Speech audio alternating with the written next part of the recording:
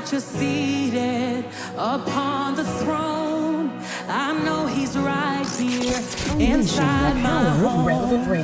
I've got a treasure here in my heart, and in my weakness it won't depart. I have a Savior who will abide. He's not just with me, he lives inside. Just go as Daniel is, our God will bring you out, and he will testify. He shuts the lion's mouth. Go ask those Hebrew boys if he'll stick by your side. They will identify the fourth man in the fire. This is the Citi Breakfast Show, the city's biggest conversation. He's in the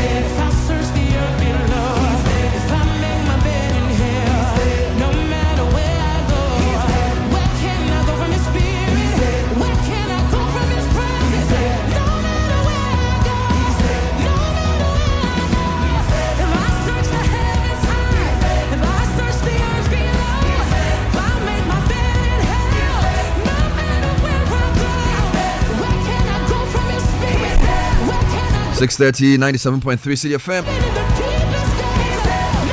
Wednesday the 13th of November. No matter where I go, he's there. He is omnipresent, he's omnipotent, and he's omniscient. What differentiates him is where he is, what he knows, and what he can do. And that's a neat way of summarizing your life. So where are you? What do you know? And what can you do?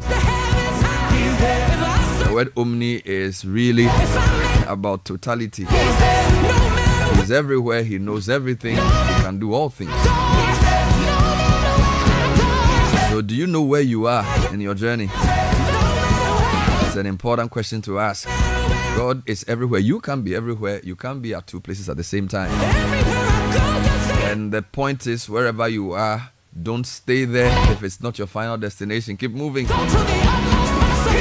You need to know where you are relative to where you're going. You need to know the state of your success, the state of your business, the state of your family. Are you where you really want to be? It's called a gap analysis. What can we do to take us from here to there? It will require some changes, internal adjustments, mindset shifts to get you where you're going. The whole point is about a journey. Enjoy. And the fact that you're going somewhere doesn't mean you can't enjoy where you presently are. Don't wait till you become a millionaire to do some things. Travel the world, learn about new places.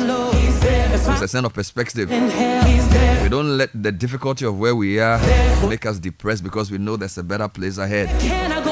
But we also don't forget about the joys of where we are, only thinking about tomorrow. Oh, this is beautiful.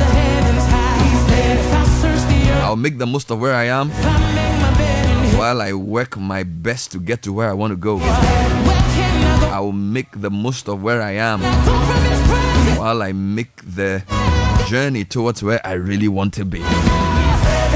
Beautiful thought this morning, inspired by Tasha Cobbs, Naomi Rain, Maverick City Music.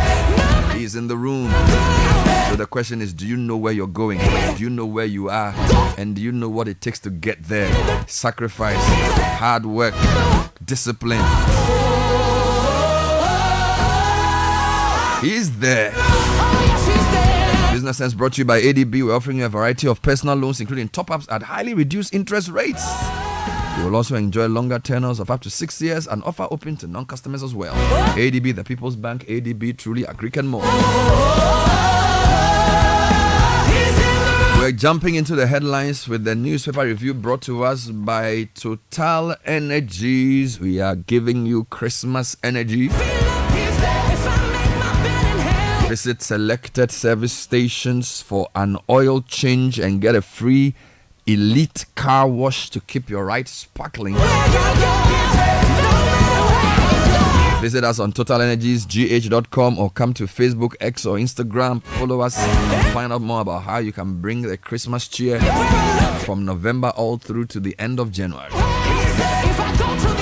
And we're also sponsored by Piva. It's the new taste in town. The classic Piva Cola, the delightful Piva Orange, the exotic Piva Cocktail, and of course the juicy grapefruit drink. Piva is produced here in Ghana. Call 0550-032-231. Piva, a taste you love. Where can I run from his spirit? Where can I go from his presence? Even in the deepest depths, he's there. No matter where I go, he's there. If I search the heavens high, he's there. If I search the earth below, he's there. If I make my bed in hell, no matter where I go, where can I go from his spirit? Where can I? We're also sponsored by Fidelity Bank, and the mantra is simple: Ebefa. Literally, it will take. It actually means it will happen.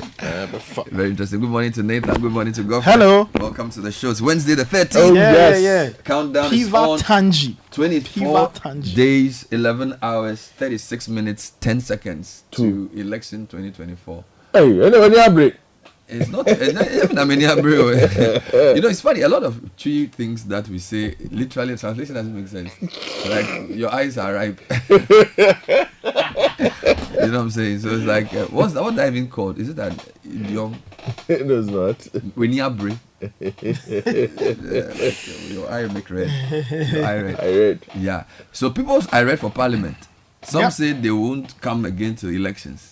It's almost like everything in Ghana is election determined. So everybody's planning after elections. you know, the point is that Ghana's because an election country. Yeah. We never Everything leave. elections. every time there is an election, people are not too sure, people are a You know little what is worried, funny? so they just blank check. Let's just You wait. know what's even worse? Let's finish the election. 2028. Yeah, well, that's the thing. We never leave election Hey! stage. Yeah, we never. 2024 finish. No. This is Hashtag 2028. 2028. They are planning for the We next never one. leave an election We phase. move from election to election. Yeah. Oh God. The people who lose will keep drumming it. They want 2028. Those who win are also Then plotting to the stay. people who win to start thinking about, you know. Who will deliver us from this mess? The Black Stars of Ghana. Never, there to sorry. Ito. The Black Stars of Ghana will deliver you. No, Charlie. Hey, Black Stars now. Charlie. They're saying I've split up to Black No, Stars. Charlie. Hey, but I don't play. I've lost all hope. It will be. I've lost- I've lost. Premier League will be back in 2 weeks. Black Stars of Ghana. I've lost all hope. You don't have to. Even be the there. Sudan. Where are we going to? We are going to Angola. Angola. Charlie. They will come and play Niger. Angola beat us here. Yep. Yes. I don't even think the players want to play. Oh, they want to play. Oh, they don't. They want to play. They'll put up a fight. 8 of them don't want to go. They are But they are injured. injured. Ayo, you give me the headline. Anyway, the Ghanaian Times Speaker's declaration of 4 seats vacant. Supreme Court says it's unconstitutional. Court to file reasons, orders to Apenyo Markins case today. And Supreme Court ruling a victory for democracy. That's Apenyo Markin speaking. It's pictured on the front page of the Ghanaian Times. Free dialysis treatment for NHI subscribers starts December 1. That's according to Dr. Baumia. And EC disqualifies GFP presidential candidate. Resumes printing of ballot papers. All right. Front page of the Daily Graphic, also the Supreme Court questions Speaker's decision. Yay, 2 others partner to train 1,000 youth in fish farming. There's a nice photo of Kofi Bae Ajapong, the Chief Executive Officer of the Youth Employment Agency. The GFP story is also on the front page. Oh, Roman Father. You couldn't make it to the channel. The news center today, the news center's print is not the sharpest, but we'll take it like that. Supreme Court ruling on vacant seats is victory for democracy. That's coming from Alexander Apenyo Markin, and he's described as the majority leader here. Mahama NDC promised to abolish double track, 1.8 million to be denied free SHS. That's according to the paper, and it's on page 2. Free dialysis starts on December 1. GEA disburses 51.8 million cedis to 4,174 young entrepreneurs. And Professor Atefa bids NIA emotional farewell as he retires. Oh, okay. Front page of the Herald. Jubilee Houseboy establishes his innocence in 3 million Ghana cedi fraud case. Ghana made $800 million from carbon trading with Sweden and Switzerland. If you go to the Ghanaian Publisher, the Supreme Court ruling is very prominent on its front page. In other stories, ballot positions unchanged. Baumia number 1, Mahama number 8. Baumia proposes National Pilgrimage Authority. And you have the YEA story here as well. Front page of the Daily Analyst, finally from me, Bernard. EC disqualifies Roman Father. And there's a photo of a smiling Philip Apia Kubi, aka Roman Father, although he will not be smiling at home. The Supreme Court also on the front page of the paper. And a former Supreme Court judge, Justice William Atukuba, says the Speaker bound by Supreme Court's decision. Baumia grateful to Swami for warm reception, and government disburses over 51 million Ghana cedis USTART grants to beneficiaries. All right, let me take you online, bring you a few quick headlines. CityNewsroom.com, the lead story. Bagbin must resist Supreme Court ruling, according to Martin Kpebu. Meanwhile, fake news is a major threat, according to the EC, regarding this election. NDC said they'll carefully scrutinize the final voters register, and minority won't return to Parliament until after December polls. This is Nilante Vanderpoy. Very serious indeed. And then in other headlines, NPP has outperformed NDC in every sector, according to Baumia. BOG suspends CBG's forex trading license, and Atukba says vacant seat Bagbin is bound by the Supreme Court ruling. So we'll see how that plays out. Channel 1 News is dealing with health. Cholera outbreak claims 16 lives, infects 115 more in 1 month. This is very serious. Now, a couple of stories on the trade fair. CEO's interview with Umaru Sanda. Evicted tenants were delinquent. She also says almost 100% of trade fair was broken when she took over in 2017. And then there are a couple of stories here. Suhum market traders appeal to government for improved sanitation. CSO's fume over EC's refusal to grant monitoring access for election. And then let's move beyond impasse and focus on our parliamentary duty, majority to minority. And then also Apenyo Markin apologizes to City and Channel 1's Jude Duncan. Let's move beyond our disagreement. A few more stories. Graphic Online is leading with GMA is unhappy with increased health personnel involved in drug use and alcoholism. This was from yesterday. And then we told BOG suspends forex license of Consolidated Bank. There's a very interesting story here. Don't sit on a toilet for more than 10 minutes. Doctors warn. So if you're having problems, you have to give yourself a break. My jaw online this morning. No, I'm just giving you the headline from somewhere. Atuguba's comment on the Speaker being bound by the Supreme Court ruling is their lead story. He also says, we like to pretend, but politics has entered everywhere. So this is the former Supreme Court judge, Atuguba. He also says High Court should have handled vacant seats case, not Supreme Court. So lots of stories from that interview. Meanwhile, MPP's Frank Davis says Supreme Court decision was not anticipated. Okay. And then a couple stories here on Majority Caucus asking or describing this as a triumph of the rule of law. All right, now, where else are we going? So let me take you abroad for one quick interesting story. Trump has picked 2 very wealthy men for government efficiency efforts, Elon Musk and Ramaswamy. So Vice President Donald Trump is packing up President-elect, forgive me. President-elect Donald Trump is putting his cabinet together and some very interesting names. So there's also a Fox News host who's been given a key job as a defense secretary, a former soldier, and radio presenter. Well, I wish we have more former soldiers doing radio presenting in Ghana as well, or TV show hosting, because I mean, their industry is quite big. So Pete Hegseth, who served in the army before his TV career, is the defense secretary. I see. If there's a former soldier listening who wants to host a TV show, we should call Samuel. We'll put him on trial. Let's see how it goes. Let's start with the Ghanaian Times. Well, if you go to page 12 of the paper, the story from yesterday from the Supreme Court is here. And it says the Supreme Court, by a 5-2 majority decision, yesterday declared the ruling of the Speaker of Parliament to declare 4 seats vacant unconstitutional. Right. The Chief Justice, Justice Gertrude Saki Tokonu, joined Justices Mariama Owusu, S.K. Esiedu, E.Y. Jewu, and Wida Kwansari to hold that Mr. Alban Badmin was wrong in announcing 2 NPP seats, 1 independent seat, and 1 NDC seat vacant on the 17th of October. Justices Lovelace Johnson and Amadou Tanko dissented on the issue of jurisdiction. So the story goes on to give a timeline of how things eventually ended up at the Supreme Court. And in moving the ex-party motion, according to the story, Mr. Papa Kwesi Abedu, who was a counsel for the majority leader of Parliament, Alexander Penyomakin. The story says, in moving the ex-party motion, Mr. Abedu, who was led by Jogati, told the court that the Speaker's actions amounted to usurping the exclusive and original jurisdiction of the Supreme Court. So there are a couple of reactions here. Of course, the majority leader is saying this is a victory for the rule of law. Alexander Penyomakin is quoted on multiple platforms as having said that this is a triumph for the rule of law. And I'm reading a couple of versions here. Majority caucus in Parliament has stated that Supreme Court ruling on Speaker Bagmin's declaration of 4 parliamentary seats vacant has brought much needed clarity to the complex constitutional matter that occupies the House. According to him, the Supreme Court's decision assessed that the Speaker does not have such power to declare parliamentary seats vacant. Now, this was in a press statement he issued yesterday and said the Supreme Court decision should not be seen as a victory for one side or a defeat for another. Rather, it represents a triumph for our constitutional democracy and the rule of law. Now, let me give you 2 angles. Atu Guba, who is a former Supreme Court judge, says Bagwin is bound by the ruling. So the former Supreme Court judge has indicated that Alban Babin, Speaker of Parliament, is bound by the SC's ruling of his declaration of 4 seats vacant. Babin had declared the seats vacant following a motion filed by the minority leader. Now, speaking in an interview with Joy News on Tuesday, a former Supreme Court judge noted that, quote, in the face of this decision, he, Bagwin, is bound by the decision of Supreme Court.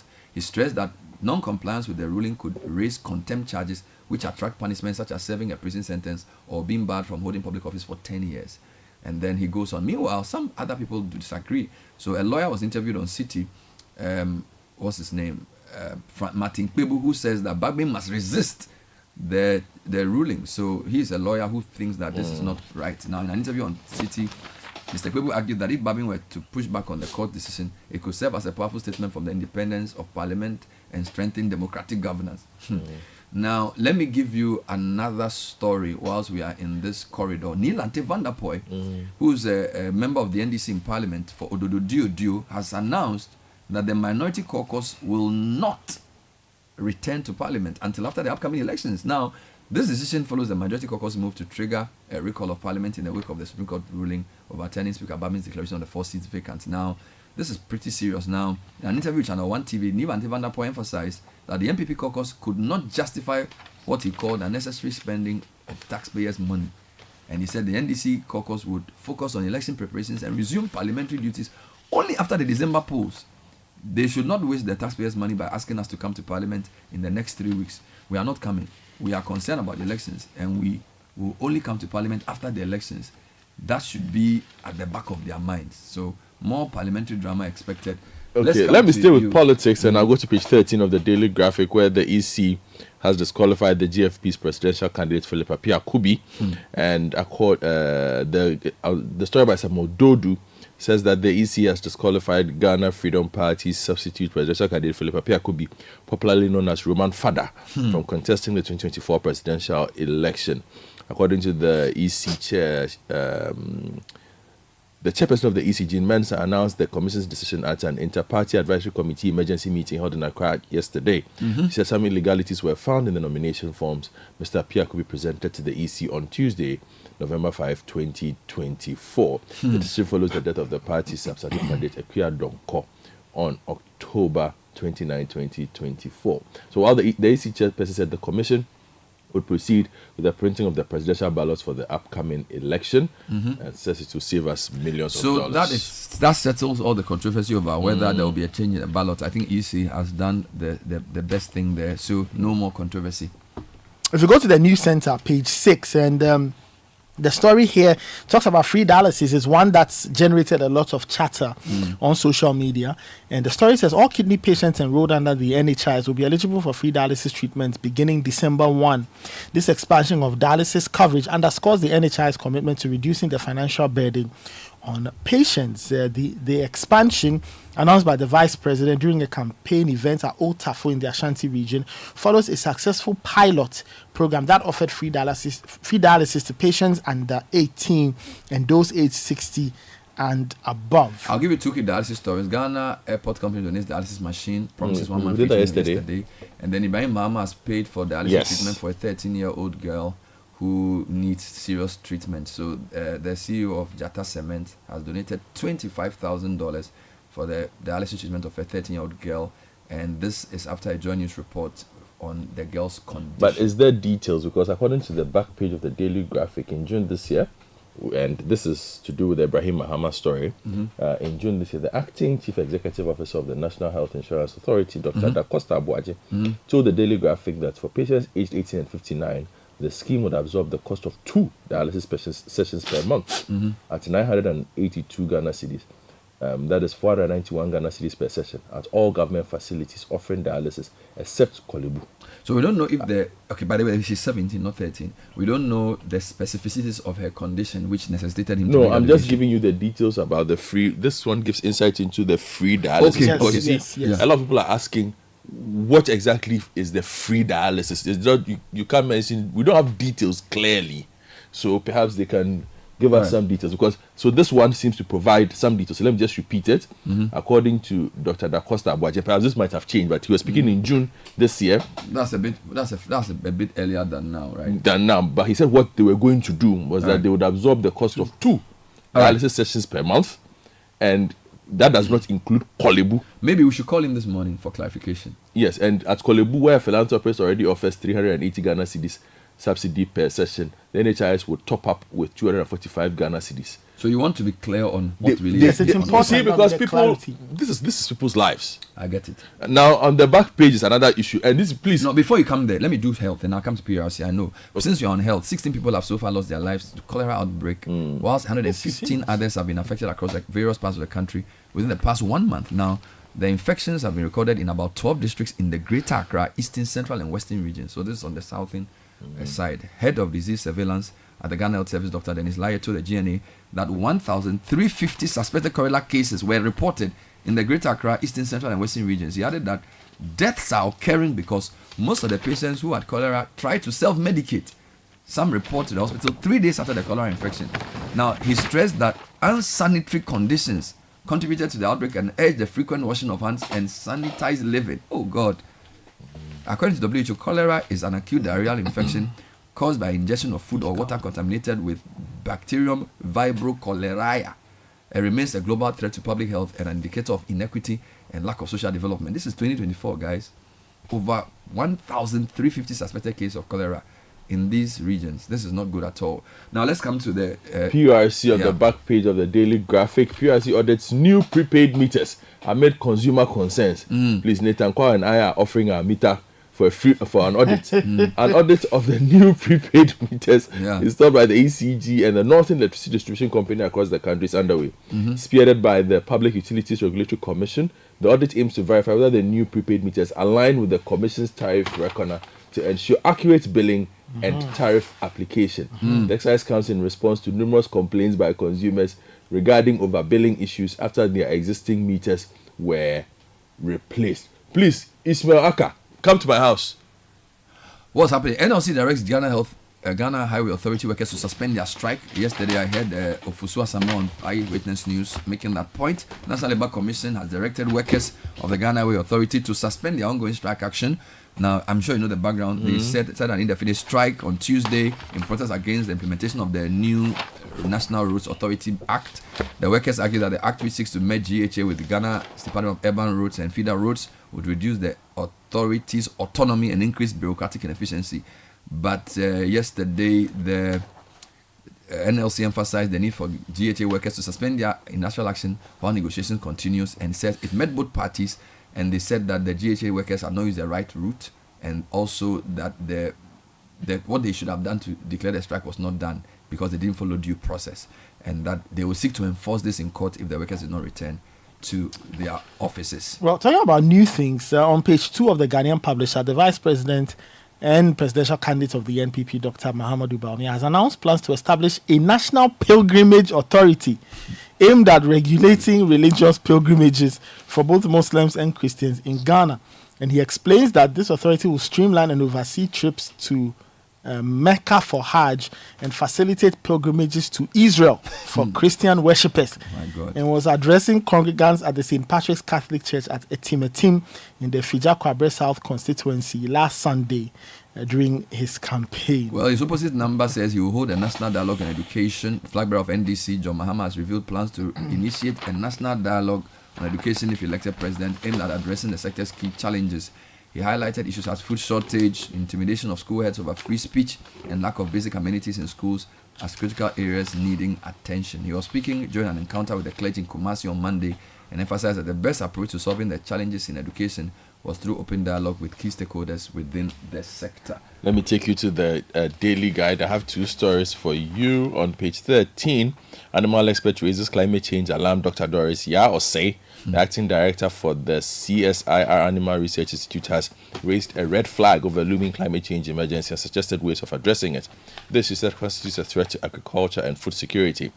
Agriculture, she noted, is in the midst of a threat due to climate change, such as the increasingly unpredictable rainfall patterns experienced in recent years, which acts as a critical challenge for food security, availability of natural resources, and livelihoods of our people. The Vice President has also been busy. According to Charles Techibuedu, the Vice President has launched yet another digital health platform to help improve access to quality healthcare in the country. It's known as the Telehealth Health Service. The platform, which is set to redefine the contours of healthcare delivery, is aimed at bringing medical consultations into the homes and hands of Ghanaians, as every government health facility across the nation will be connected to the service. All right, a few more stories. Yes, I'll take you abroad. Yeah, what are you bringing to me this morning? Well, if you go to page 5 of the Daily Graphic, Senegalese Prime Minister calls on supporters to avenge campaign violence. Are you kidding me? Yes. Senegal's Prime Minister Ousmane Sonko has urged supporters of the ruling party, PASTEF, to take revenge Is that what for he's doing? alleged violence against them during the campaign for a parliamentary election this Sunday. Supporters of the Prime Minister, who is also the president of PASTEF, clashed with police before a presidential election in March in some of the worst unrest in Senegal's history. But they are supporting local action in local communities and small conservation projects. And also, if you go to page 9, one of the big stories in the world is the resignation of the Archbishop of Canterbury. Why is it going? Well, the Anglican Church's top cleric, the Archbishop of Canterbury, Justin Welby, announced his resignation Tuesday after facing mounting pressure to step down over his handling of an abuse scandal that dates back decades. My Lord. Welby had faced days of growing pressure to quit after the independent probe found that in 2013, he failed to tell police about decades of serial physical and sexual abuse by a volunteer at Christian summer camps. And so you see how in some places even a decade is not enough to wash away your sins. Yeah, but here sometimes a week you are gone. U.S. President-elect Donald Trump has appointed Elon Musk to jointly lead a new Department of Government Efficiency. Now he will lead the body with former Republican primary candidate, another billionaire, Vivek Ramaswamy. The body will provide, quote, advice and guidance from outside of government to dismantle government bureaucracy. Keep an eye on this. Oh yes. He looks, you know, and then he's also that's elements of Project 2025. Yes, yes. He's also picked Pete Hegseth, a Fox News host and Army veteran, to be Defense Secretary, and John Ratcliffe as Director of National Intelligence. And we're also, the Republicans are closing in on a majority in the House, so they will have a total wipeout. Let me wrap The up Senate, for you the House, White House, with some good news on page 62 of the Daily Graphic. Black Stars depart for Luanda today. Can they still qualify if they win all their matches? Depends on what Angola No, and Sudan. Sudan are Okay. doing. So they're going to Angola to play tomorrow. Yes. The game's on Friday. And then they'll be back 3 days later to play Niger here in Accra. And the final qualifier. So we have 1 point. There's a so picture far. of them. They are praying. Yeah. But the World Cup, we can still qualify. Yeah, as for the World Cup, things are looking good. As for the World Cup, things are For looking the good. AFCON, it's like I've given up. But maybe the World Cup, we can do something. Charlie, thank you, gentlemen. That was the newspaper review. Coming up next is the Citi Business News. Oh, jump on now. Go. Go me. And what time will you come back where I don't hear the sound of your car? Why you buy new car? No, I don't change my car. It be the same ride. It be the fuel way I change. Way one shouts it. Ever since I started using the all-new Excellium Premium Fuel, fortified with 3-in-1 action. Oh, Joe, now my car they run like electric car. No, it's so. This is the type of fuel where they want to. Cause now engine they cost. Where they want for way if I buy it, it go protect my engine. And with the small way I buy, I go drive, sir. Absolutely. It's like strapping a turbocharger to your engine and giving it a protector. And what they bust my mind, Seth, be the 3-in-1 action, no? Excellium, they prevent up to 99% of deposit. It be anti-wear, some be anti-corrosion. Won't pay when I open them. Hey, so where can I find this magical fuel? Just head over to any Total Energy service station and your car will thank you. Hey, then make a finish my gobe fast, then rush go Total Energies. My friend, but why your hand my gobe inside? I give you info. Make a fill the gobe too small. Go. Excellium is designed to protect your car engine, decrease fuel consumption, and lower CO2 emissions. Don't say fuel, say Excellium. Choose Excellium, choose quality.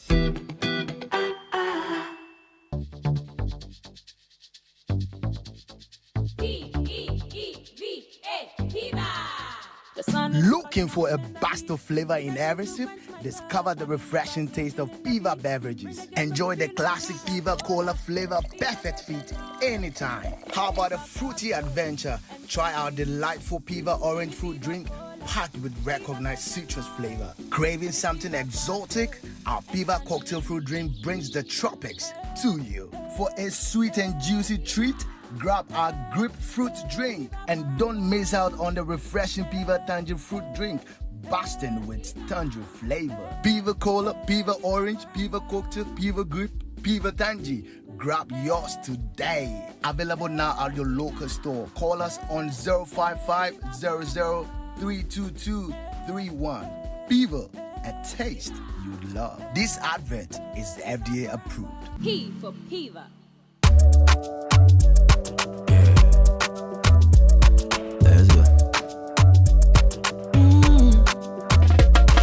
My body, when you wake up in the morning and you know the money calling, oh, you go work, but you know it's out in your side. If I believe with us, if I hold my hand and believe, oh, cause you know it's out in your side. And when you dream, no say I live by you.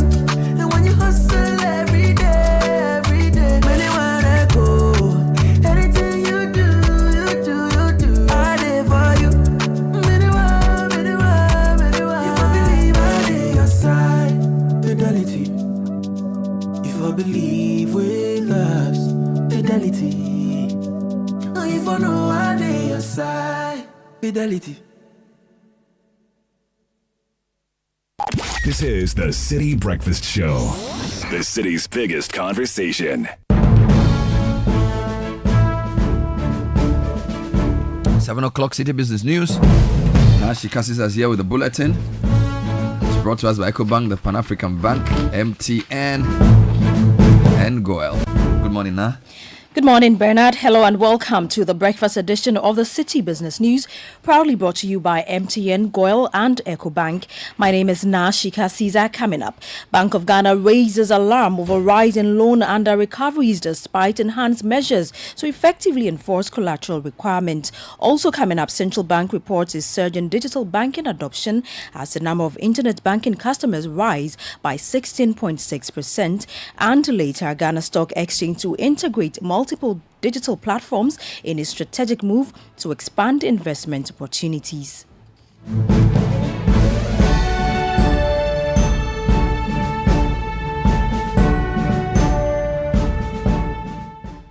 We settle for the details of our stories now. The Bank of Ghana is deeply worried about the rise in loan under recoveries in the sector, despite enhanced measures to effectively enforce collateral requirements. The development, according to the central bank, is a major contributor to the almost 23% non-performing loan ratio, which is straining the balance sheets of many financial institutions. The second Deputy Governor of the Bank of Ghana, LC Ado Awaji, at the Stakeholders Forum on Collateral Enforcement, challenged players to apply stricter collateral enforcement among borrowers to ensure resilient and sustainable lending practices. There are continued significant challenges with loan recoveries, despite of lenders obtaining these memoranda of no objections. And I must add that this has resulted in banks having to write off some 163.5 million CDs in bad loans. So there are costs of loans. These costs are primarily borne by the balance sheets of the banks and the SGIs who lend, but ultimately these costs are borne by depositors whose funds are used to provide loans to the public. So this is always something that has to be borne in. And this state of affairs is unsustainable for the banking industry because it impairs their solvency and in no time leads to insolvent banks. It increases risks for depositors. My deposits, your deposits are at risk. This leads also to a situation where banks and SDIs shy away from lending to genuine businesses. The Bank of Ghana, as a regulator, remains committed to continuing to work with all stakeholder groups to make this vision a reality. LC Ado Awaji is the second Deputy Governor of the Bank of Ghana. We stay a bit longer on the Bank of Ghana because the central bank has reported a surge in digital banking adoption, with the number of internet banking customers rising by 16.6% to about 1.3 million, up from the 1.1 million recorded in 2022. This is according to the latest Financial Stability report. There's more in the following report.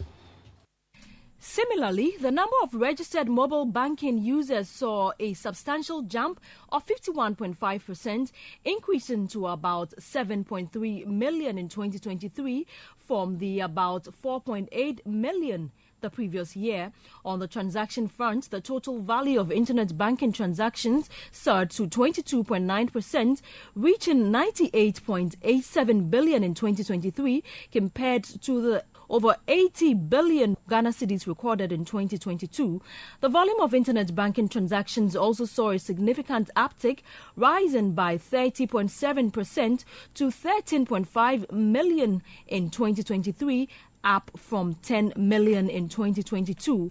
And the mobile banking sector transaction value surged by more than double, increasing to 80.4 billion Ghana cedis in 2023 compared to the 38.48 billion in 2022. The volume of mobile banking transactions similarly grew, reaching 66.9 million compared to the 65.3 million in the previous year.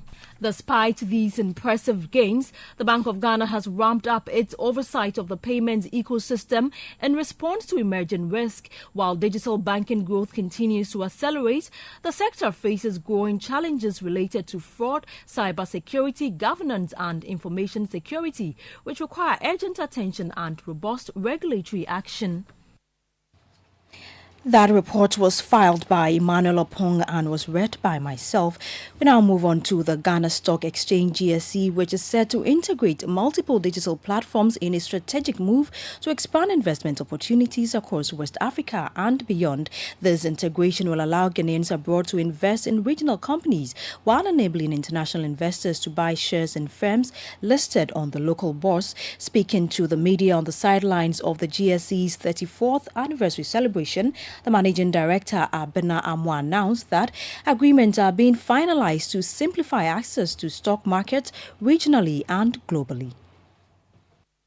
On the global scale, as I said, the exchange itself is signing up to additional digital platforms that will help us avail investing opportunities across all of West Africa, across all of Africa, to Ghanaians that want to invest.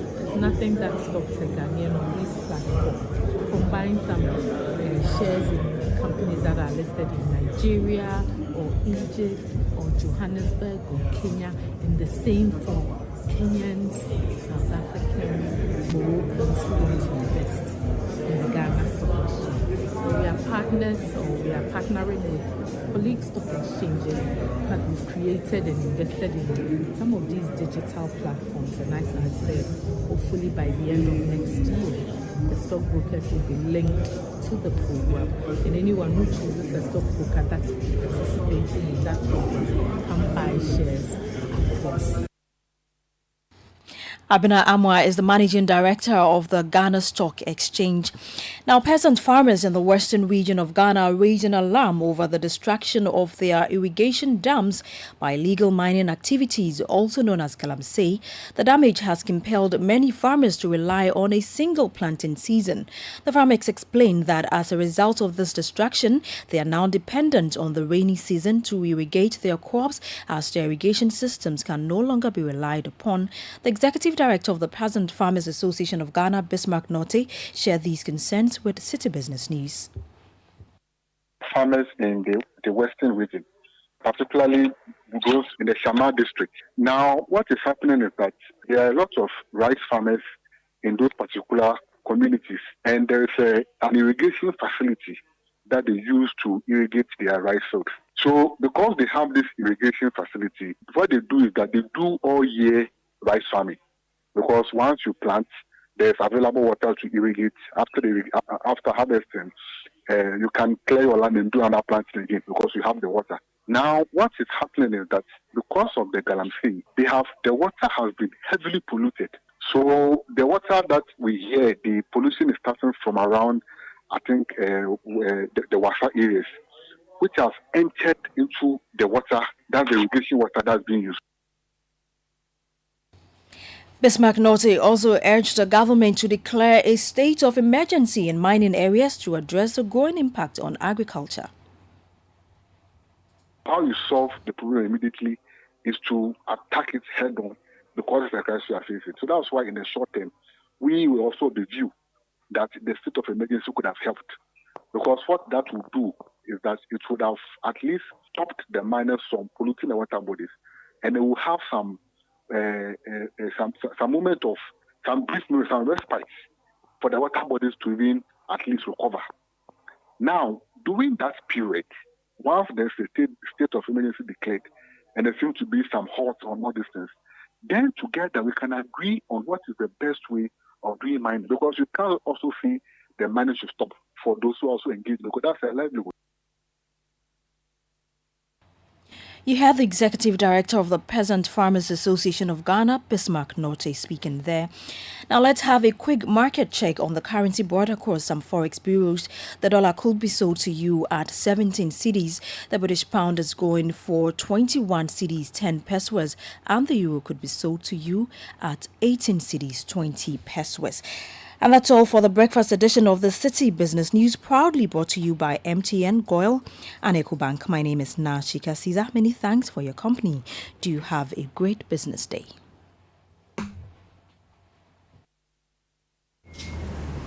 My man, I heard there's a new app on the streets that does it all for you. Ah, really?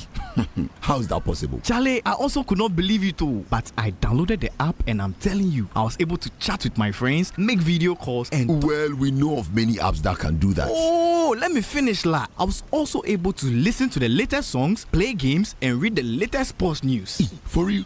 Yeah, and I can send and receive money from the app. Amazing, no? What's the name of this app? It's called Ayoba. Ayoba? Yeah, Ayoba. Get Ayoba, your all-in-one app that lets you chat, call, share, play, pay, and listen to music all in one app for everyone. Enjoy Ayoba with MTN and download the Ayoba app today. Everywhere you go.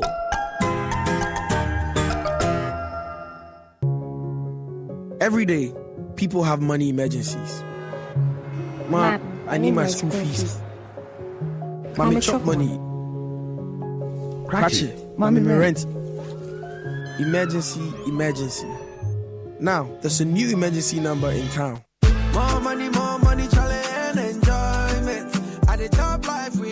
Dial star 770 hash for money emergencies and chop life. For emergency access to your bank accounts, transfers, utility payments, loans, and more, dial star 770 hash. Bank on the go even without data with EcoBank's short code for digital banking.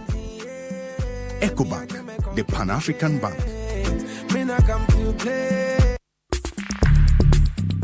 Join the conversation on the Citi Breakfast Show on Facebook at facebook.com/Citi97.3, Twitter at twitter.com/Citi973, and Instagram at instagram.com/Citi973 with the hashtag CitiCBS.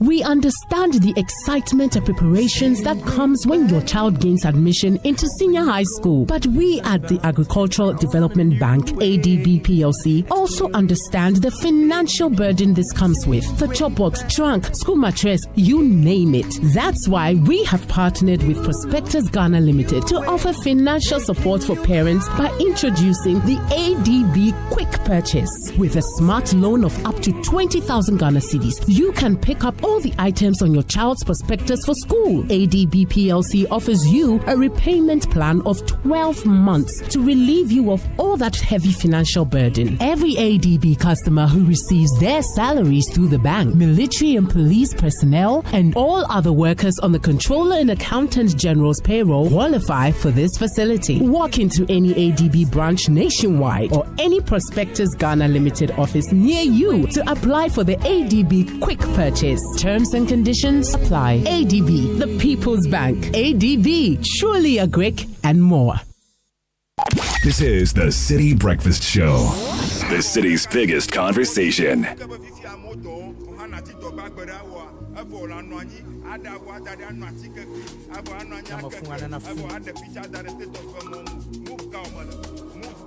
Oh my, it's Lexus on a bit.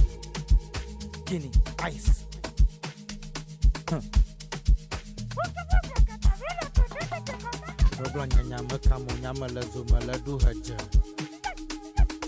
Kanata Migbona Paklakota Gleje.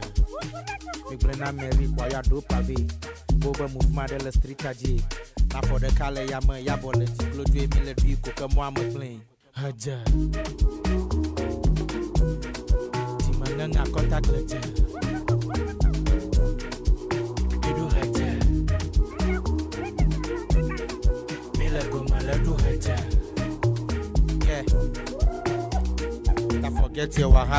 Forget your wahala. Everyday people face different emergencies. There is police, fire, medical emergency, just name it. But with star 770 hash, forget every wahala. Star 770 hash is the new EcoBank money emergency number. It gives you instant access to loans, funds, transfers, utility bill payment, airtime and data purchases, so much more. You don't need internet for this. Just dial star 770 hash. No need to panic in any money emergency situation. EcoBank will always come to your rescue. So dial star 770 hash now for solutions to your money emergencies. EcoBank is the Pan-African Bank. Get ready for a game changer, SMEs. We're introducing Yellow Biz, our new multi-service bundle with everything you need for smarter business solutions. This all-in-one package consists of 4G plus router with 10 GB of free data, Microsoft Office 365 genuine Microsoft applications, WebWiz, a customized business website for your business, Unicom Service, a unified business communication solution for your virtual call center, IVR and conference needs. All you need, all for a very good deal you don't want to miss. With MTN Yellow Biz, your business will gain access to advanced productivity tools, powerful online presence, and superior customer experience to optimize your operations. Stay ahead of the competition. Call 100 or 0244 308 Email mtnbusiness.gh@mtn.com. Visit mtn.com.gh/business or any of our offices for your Yellow Biz and stay connected everywhere you go. Terms and conditions apply.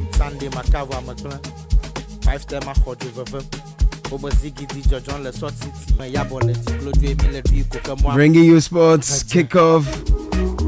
That's brought to you by Girl Good Energy Super XP is the ideal choice for most vehicles.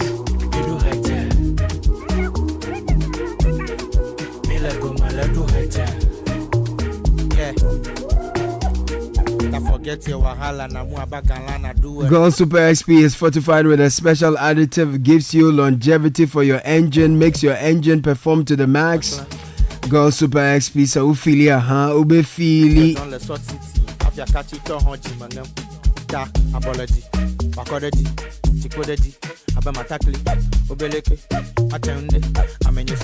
Let's get to kickoff now, brought to you by Zonda and Polytank. Zonda says we are your one-stop shop for quality trucks like Shantui bulldozers, excavators, graders, payloaders, rollers, power pickups, TX trucks, and oil tanks, all made and assembled right here in Ghana. We'll give you top-notch after-sales service for heavy and light-duty trucks and machinery as well. Visit us today at any of our 7 branches around the country.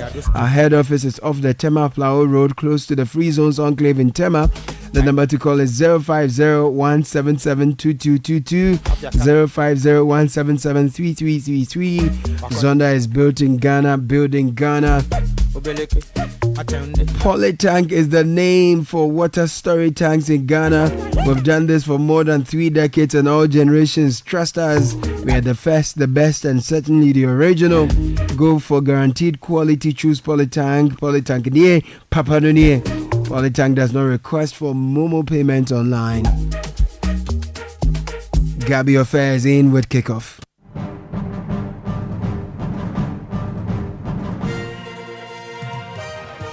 Good morning, Gabby Ofe. Good morning, Caleb, and it's Wednesday, of course. It is. Yeah, good to see you. Yeah, good to see you. It's in March Day. It's on Friday. Mm-hmm. Ghana, Angola. No, Angola, Ghana, the other way around. Is there hope for Ghana? No, zero hope. Okay, I'm out of here. All right, Wednesday morning. Welcome. My name is Gabby Ofe. This is Kickoff on 97.3 Citi FM. Thanks to Charles Lachelle, who's on the GH and Polytank Ghana. They are proud sponsors. Coming up in the next 10 minutes. Our chances of qualifying is not in our hands 100%, but we have to be positive. We will try as much as possible, fight very hard, go to Angola and give it 100%.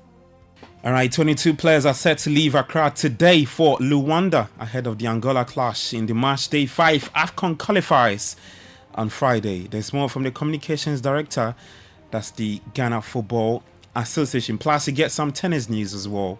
But let's get into the details and starting off with the Black Stars, and they are set to leave Accra for Luanda today in preparation for the upcoming match against Angola scheduled for Friday, November 15 at 8 p.m. at the Stadio 11 de Novembro, where a squad of 22 players is currently in camp as Ghana ramps up training for the AFCON qualifiers against Angola and then the final home game against Niger.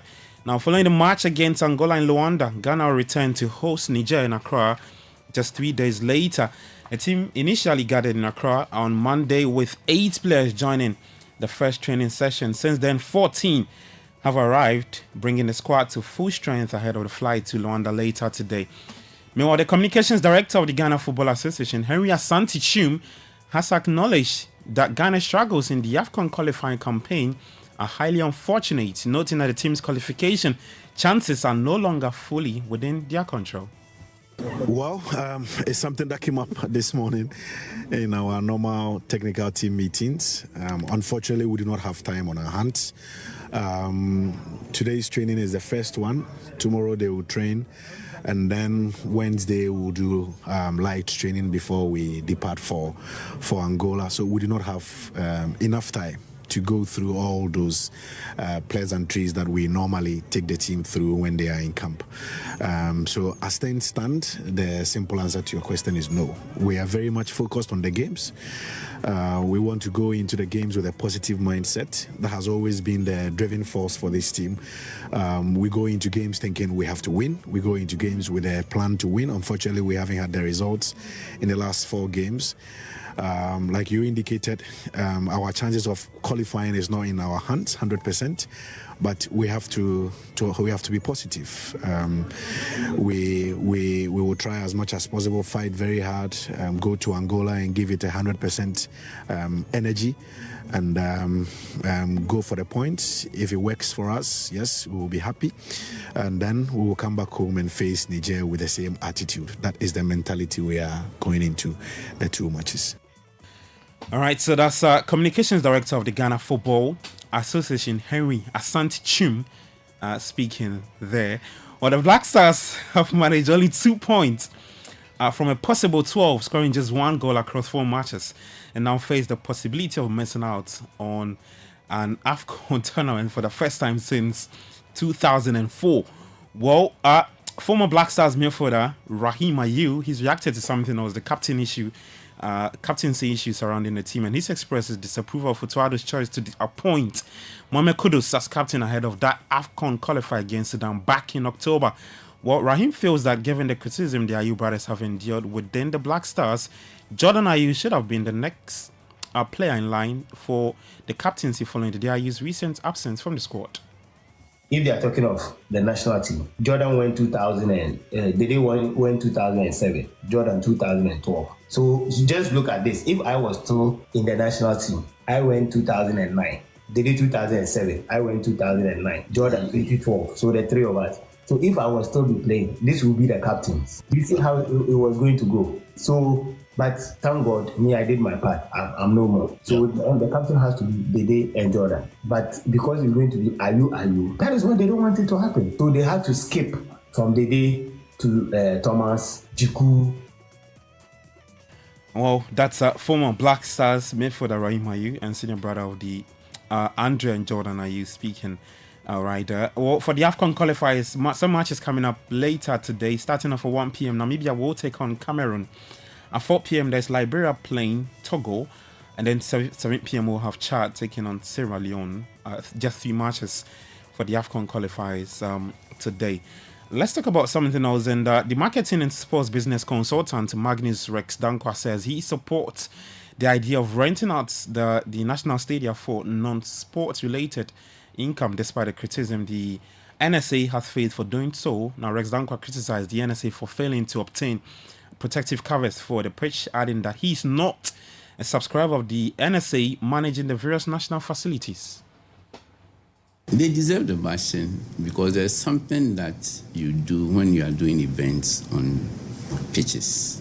And if you go out to any of the topmost pitches, you see it. There are things you put on the grass before you put your seeds there. So the seeds do not touch the grass. It's on those plastic things. So you cover every area. You don't have to own them as a sports authority. Your condition is, if you want to use it, rent that, come and cover, and I charge you. And then you also charge a certain percentage for damages. So you really don't lose anything after the event, you understand, because you have to repair. So these are the things that we haven't done. That then there's the uproar. But see it as business.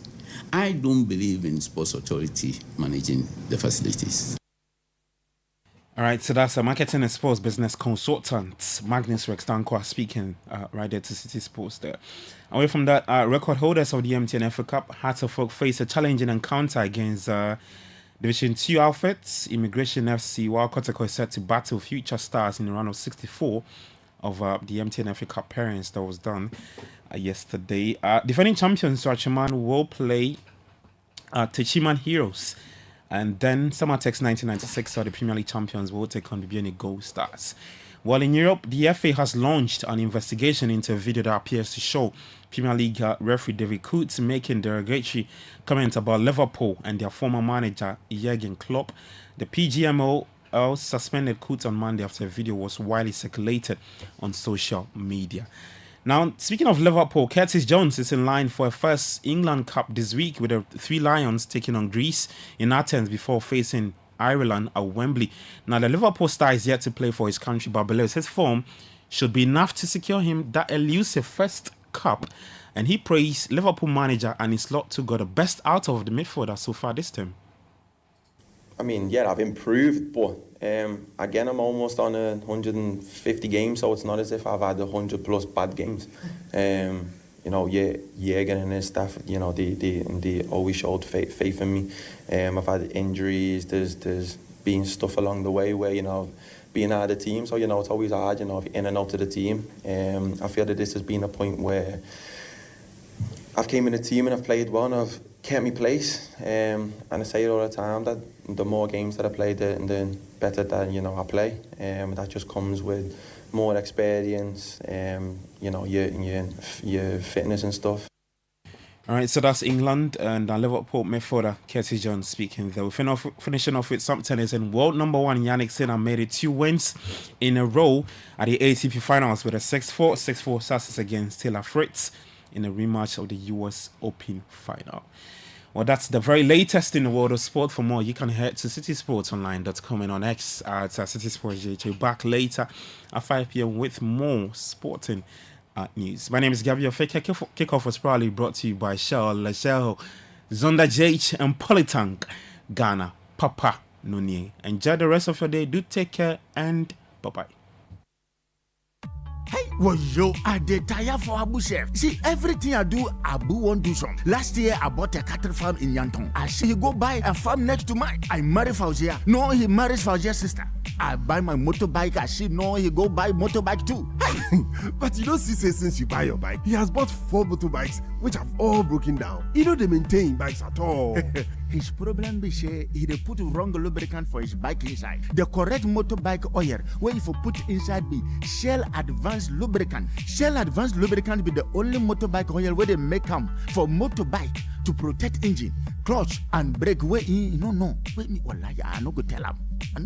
Shell. Hey, well, hey, where you go? If you don't go tell Abu, me I don't go tell him say make you use Shell Advanced Lubricant for him bike. Hey, visit any Shell station or distributor today to get your Shell Advanced Lubricant for your motorbike. Shell Advance, complete protection for your bike. Guys, Charlie, you know that mining contract I've been chasing for years now? I just got awarded the deal. But the issue is where to get the right and quality heavy-duty trucks to execute this job here in Ghana. Relax, my guy. Remember my recent construction deal at Pokwase? Zonda sorted me out. Zonda? What? Who is that? Zonda Tech Ghana Limited is your one-stop shop for machinery, heavy and light-duty trucks, and pickups. They have the Shantui bulldozers, graders, payloaders, rollers, power pickups, 4 land light trucks, TX trucks, and oil tanks. Made and assembled right here in Ghana with top-notch after-sales service and standard prices.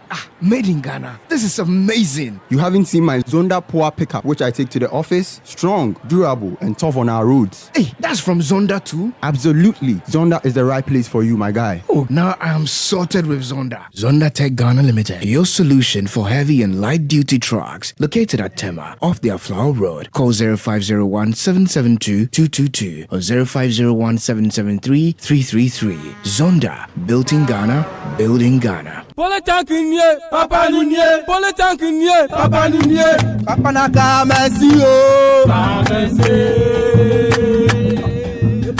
Papa Nunye Messi, only one Polytank, strong and reliable, trusted by generation. We want the citizens to buy only Polytank. Polytank Papa Nunye, Polytank Papa Nunye, Accra Plumbers, say so. In a world where only the best survives, you need a fuel that can match your drive. A fuel with unparalleled protection for your engine, superior efficiency, and unrivaled performance. A fuel so unbeatable, when you get behind the wheel, you'll focus on what really matters. The journey ahead. That fuel is Shell V-Power, because no other fuel gives your engine better protection, better efficiency, and better performance. Be unbeatable. Drive unbeatable. Shell V-Power. Shell, go well. Sankofa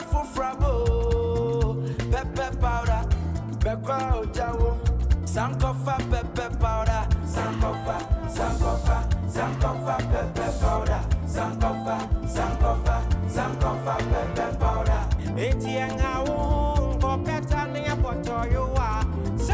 got you covered. Go for Sankofa pepper powder. Sankofa pepper powder. Abuna bunu abonje krakra. Sankofa pepper powder. Red and hot, very natural. Sankofa pepper powder. Chinchinga enembia. Sankofa pepper powder. Noodles Ghana jollo. Sankofa pepper powder. Eshishi anete. Sankofa pepper powder. Sankofa pepper powder. Sankofa pepper powder. Sankofa pepper powder. Join the conversation on the Citi Breakfast Show on Facebook at facebook.com/Citi97.3, Twitter at twitter.com/Citi973, and Instagram at instagram.com/Citi973 with the hashtag CitiCBS. Join the Republic Verse. Enter the Republic Bank space. Online or within the banking hall, we open the right doors for you to make the most of life. With our suite of superb banking products and services, our clients, corporate, SME, investments, and individuals get to enjoy amazing benefits. Republic Bank, we're the one for you. We're the one for you.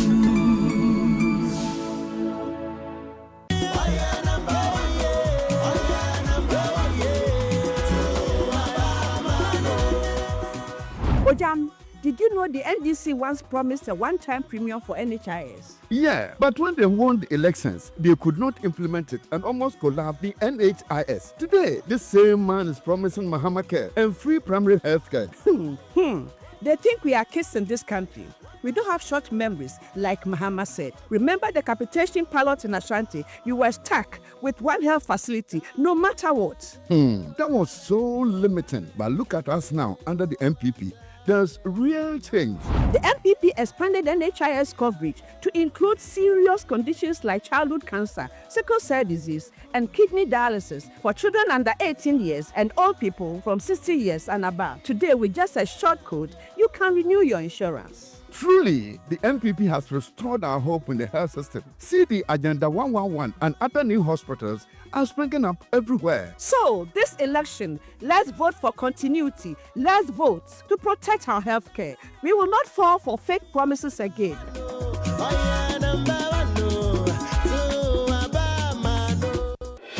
Channel 1 TV is live on DSTV, GoTV, and HD+. On DSTV, find us on Channel 363. On GoTV, we're on Channel 117. And on HD+, get us on Channel 108. On a digital TV, run a new search. But take note that without an antenna, you cannot access Channel 1 TV. Channel 1 TV can be accessed on any free-to-air digital box, like the DSTV and HD+ boxes. Channel 1 TV, telling your story, empowering change. Beyond every boardroom is a story waiting to be written. A story of a business and its potential, of a community that thrives, a hospital that serves, and energy that powers millions of dreams. It's a story that only gets better with a partner that has the expertise and solutions to make it a reality. At ABSA Corporate and Investment Banking, we are invested in your story, and we invite you to write it with us because your story matters. ABSA. Authorized FSP and registered credit provider.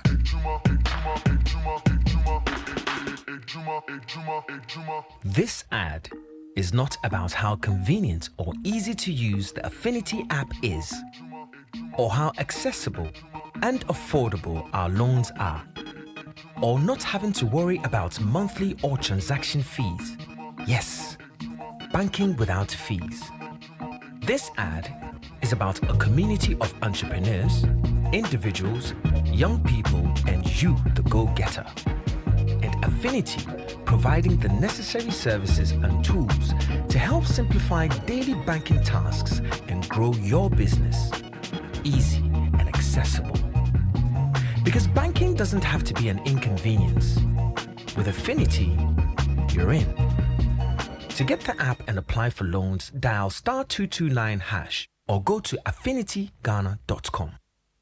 This is the Citi Breakfast Show, the city's biggest conversation. The Citi Breakfast Show. Rise above the noise.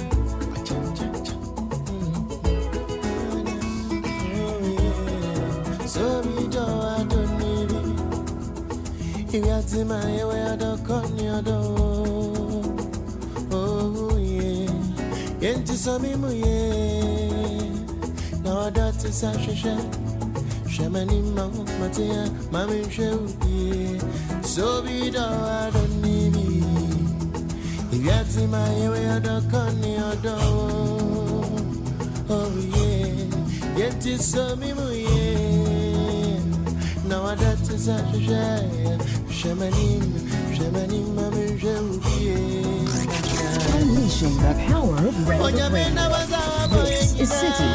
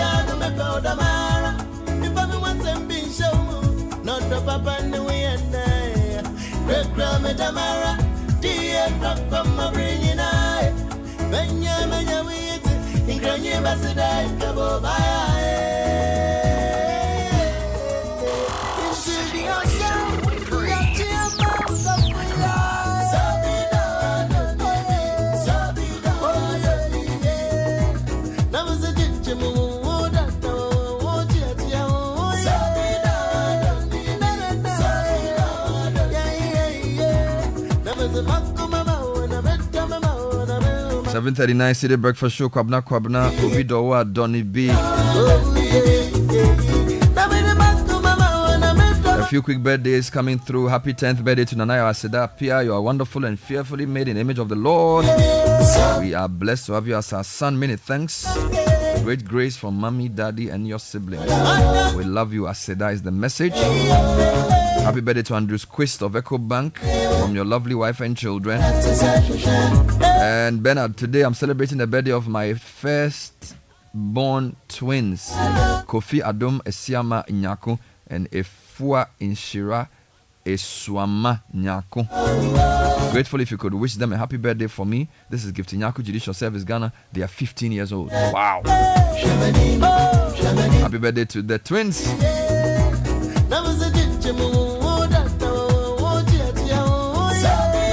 So much to talk about this morning. Our focus is on health and it matters arising. It's funny how today there's a number of health related stories. So the dialysis issue is still up for discussion. The vice president is promising that the free dialysis treatment, which was piloted a couple of months ago, is now going to start fully 1st December. And then there's the NDC Flagbera, who was in the Bono region, commissioning some health facility with his wife, also making some promises on health. So the question is, will health be a determinant of your vote this election cycle? We did this for the education. Are you? By the way, one of the surveys for I think it was the NCC survey, health was number three. Yes. Health has been 3 for Afrobarometer and NCCE. So education came in tops for NCCE, and then I think economy, unemployment was first for the Afrobarometer. Then so is health always in the first 5? First 3 actually. Wow, health. First 3. So you say you can have a job creation or employment. Yes. Education, health. Then there's infrastructure and economy. Yes. So those are the top 5. Yes. So, but in the NCC report, did they talk about what they wanted to be done in health? Maybe you can check that for me later on. So, question for listeners: is health going to determine your vote this election cycle?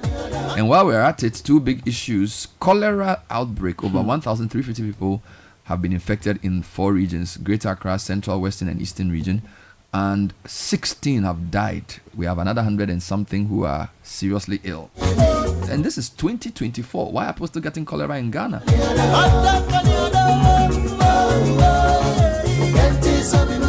So the question is, will health determine your vote this year? How important is health to you? Meanwhile, help me wish my wife Emilia Muzulecha, SNO of Salvation Army Hospital, Bloma, a happy birthday. You are not only my wife, but my best friend, my partner, my soulmate. I love you more, which is passing day. From Jerry Paul Lecha and their 2 beautiful princesses, Sally and Sayram. WhatsApp number 054-998-6996. Parliament also. It's just another interesting twist. The Supreme Court has ruled to essentially overturn Speaker Bagwin's decision on the 4th. And the majority is saying, let peace prevail, let's all return to Parliament. Now, a couple of points here. They haven't actually recalled Parliament. Technically, he has not. When yesterday, I think Sanda was interviewing, I think it was Habib Ibrahim, I think the MP for Tolon, I think one of the leaders of NPP in Parliament. And Sanda asked him, so when are you going to call back Parliament? And he says, well, we will let you know, or something to that effect. He didn't really say. So we are not sure if they actually want to go back before the election, all right? Because of all the controversy, they've lost 2 weeks.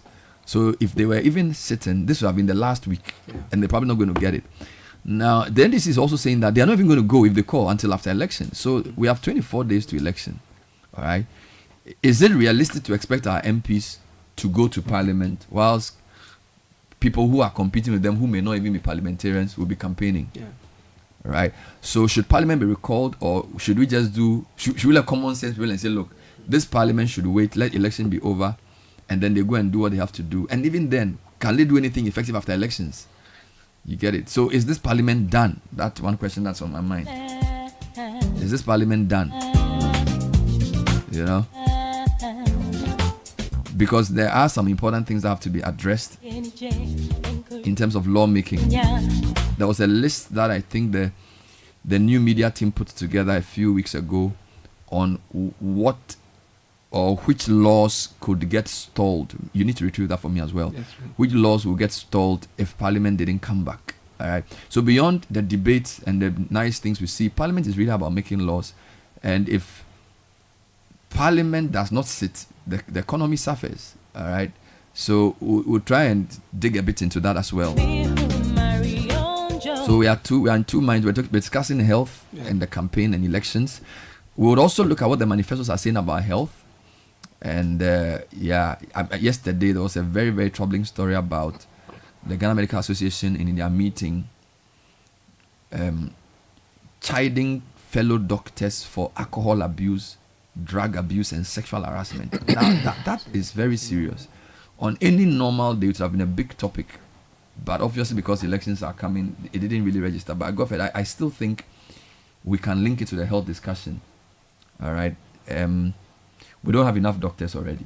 And now to have some of them, we don't know whether they are victims or villains in this particular case of alcohol abuse, drug abuse, and sexual harassment. So I will spend some time on that, the whole health sector. I will spend some time on that, if God permits. Bernard, yes, talk to me. Gloria Mills is listening to us live in Nairobi. Nairobi? So saying good morning, yes. So it's 7:45 here, it's probably 10:45 or yes, something. Yes, it's 3 hours. In Nairobi. Well, this November and December, Zenith Bank Ghana and Visa are rewarding Zenith SME business card holders with exclusive giveaways. Be one of the first 40 customers to sign up for a Zenith SME business card and receive total energy fuel vouchers to fuel your car. Be one of the 100 Zenith SME card holders who will receive shopping vouchers from Amazon when you spend a minimum of 10,000 cedis on internal transactions in November and December this year. Now, the Zenith SME business card is the key, or is the card that helps or keeps giving and the ultimate payment solution for SMEs. For more information, call Zenith direct on our 24-hour call center 0302 680 884.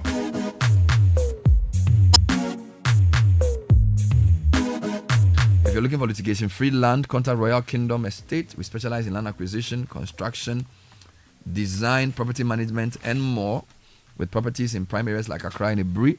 Land starting at 90,000 cedis with flexible payment plans, affordable homes ranging from 2-bedroom and premium furnished apartments.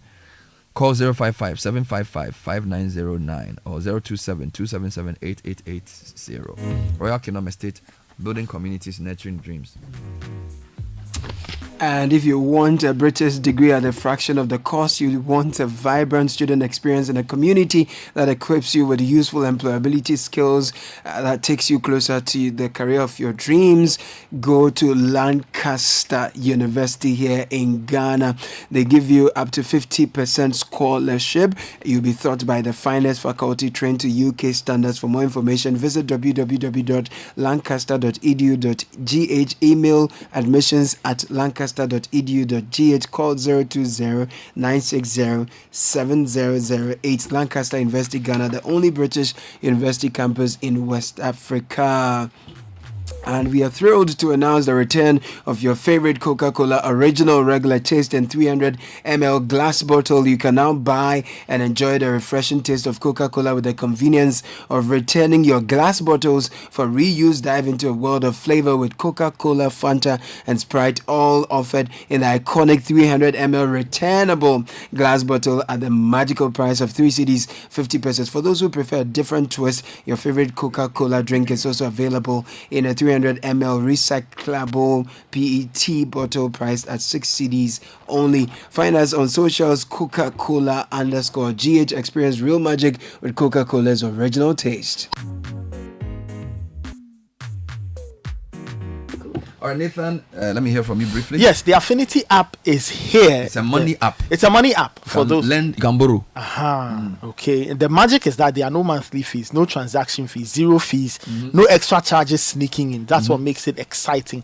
So if you are doing a small business, you have a big plan, a side project, or you just want to make things happen, get the Affinity app. Dial *229# to get the app, or check out affinityghana.com. With Affinity, you're not just banking, you're in. All right. And Heritage Christian University College is at Amasaman behind the Olympic Stadium, and they are announcing admissions are in progress for January 2025. Lead the change with the uni built for tomorrow's leaders. And they have a huge emphasis, or they place a huge emphasis on entrepreneurship, technology, and practical learning with professional certification. Call them on 020-229-8399 or visit their website hcuc.edu.gh for more details. Heritage Christian University College, educating compassionate entrepreneurial leaders. All right, gentlemen, I want to do a small agama lizard before we talk about health. And so yesterday I got a text message from somebody. You know, usually there are people I know who don't comment on national issues. They just listen quietly. But this gentleman sent me a message yesterday, which I thought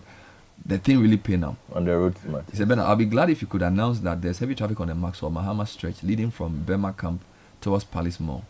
Drivers should use an alternative route if possible.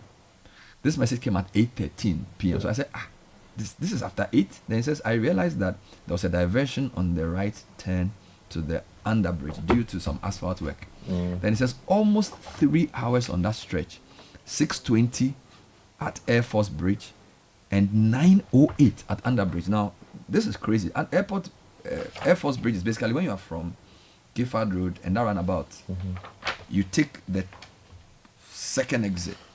That takes you to, it's like a Burma Camp bypass. Now, so the place they call Air Force Bridge is like you see a plane parked on top before you get to that bypass.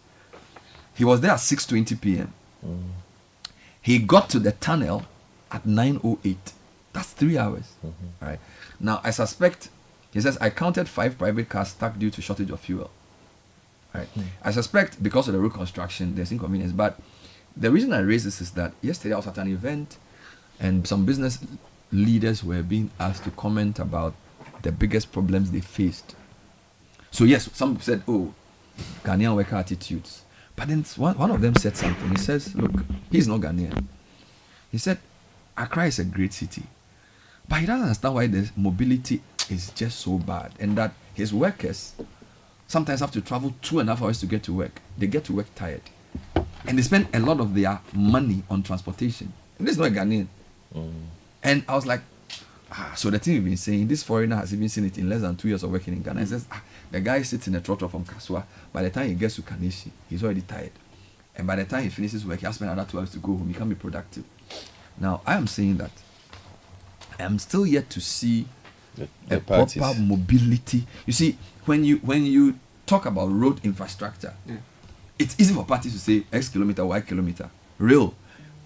But you see, if you make it user or end user focused, right? So it's like I've built a hospital versus I've provided healthcare, right? So I feel like the conversation should move away from the number of hospitals built or number of roads to how life expectancy has increased or how much mobility has improved. Do you follow me? That's when the diversity of options, rail, road, water, I'm not seeing that in the conversation. All right, the political parties are still dealing with outputs when we expect outcomes. Outcomes, you know. So don't tell me that you built 10,000 kilometers of roads. How has that eased mobility congestion? Look, I am happy they are building the road from Kaswa to Winneba, but Nathan, you know that will not solve the traffic problem. Well, how do I know? The more you build roads, if you don't integrate roads with a transport management plan, you are basically just kicking the traffic down the can. So when they did Kaswa, Winneba became traffic prone. Now you're doing Kaswa to Winneba. Guess what? The next main junction, whether it's Apam or wherever, is going to have traffic. So it doesn't solve the problem. And I think in 2024, we need more. We need, and what's sad is that you go to AMA, there's a beautiful book there. Yeah. It's titled Making Cities Livable, Resilient Cities. All the brilliant ideas from Bogota to Kuala Lumpur, all these things are there. Yet when they come to political parties, kilometers of roads, kilometers of railway. I don't know whether it's because voters can't think beyond output. But I really want to urge that we focus on outcomes. So even on the education discussion, somehow it shouldn't just be about how many people have gone into school. It's a good outcome, but we prefer to know how competitive are our graduates. Healthcare. What is the incidence of non-communicable diseases? Has it come down? Cholera. You get it? So yes, you can build a hospital by all means, because a hospital will help reduce healthcare. Because in Accra, if we start thinking mobility, then we can have a more secular view about transportation management beyond simply saying we've built the largest number of routes. do you get my point? Because it's not even just MPP. The NDC also sometimes they do it. They'll say, oh, we have built this kilometers infrastructure, Green Book. I think those are the outputs that lead to the outcomes. But if the outcome is not working, maybe your output is only one-sided. All right? You need an integrated... I would vote for somebody who would tell me that he will break the power of GPRTU and come up with a sensible urban transport system.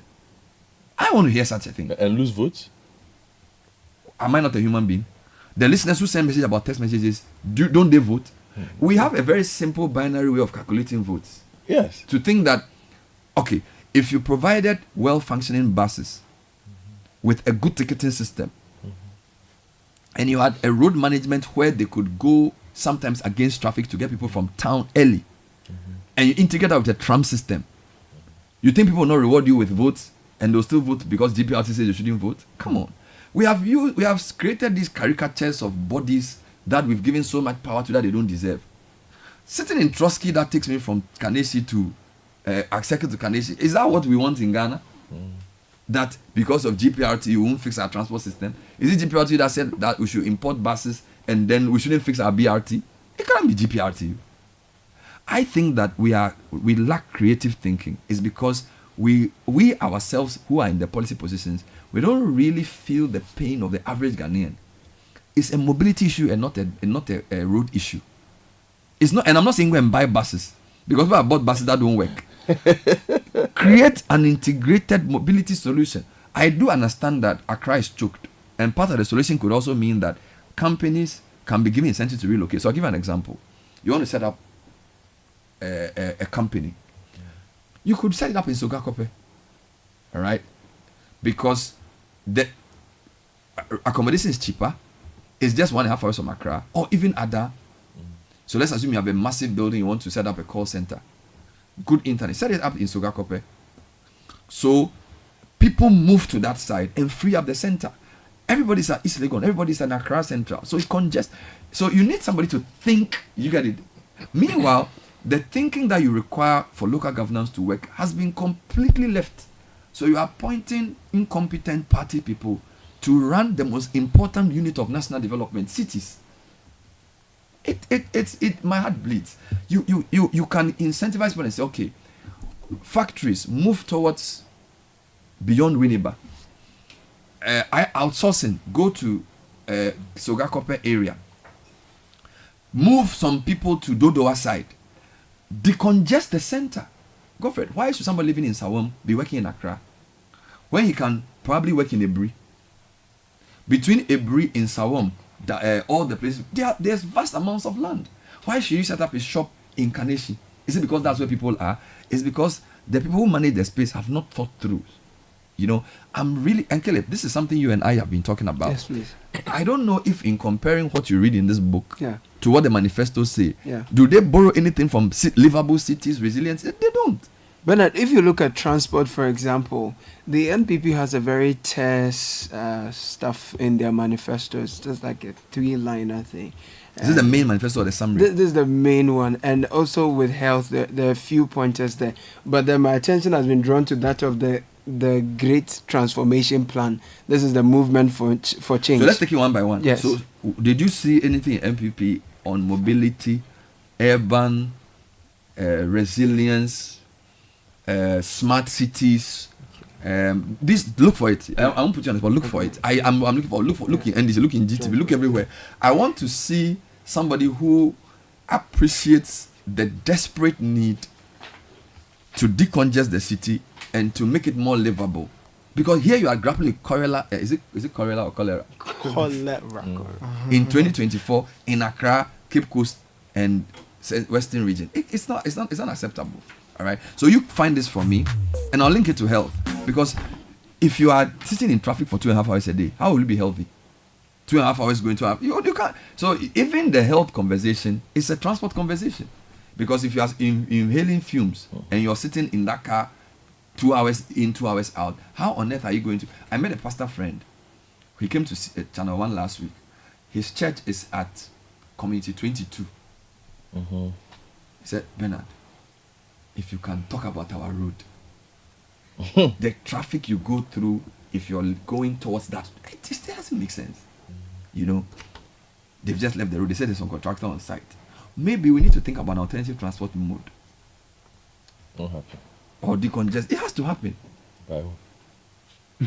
Whoever you vote for. They don't have the capacity.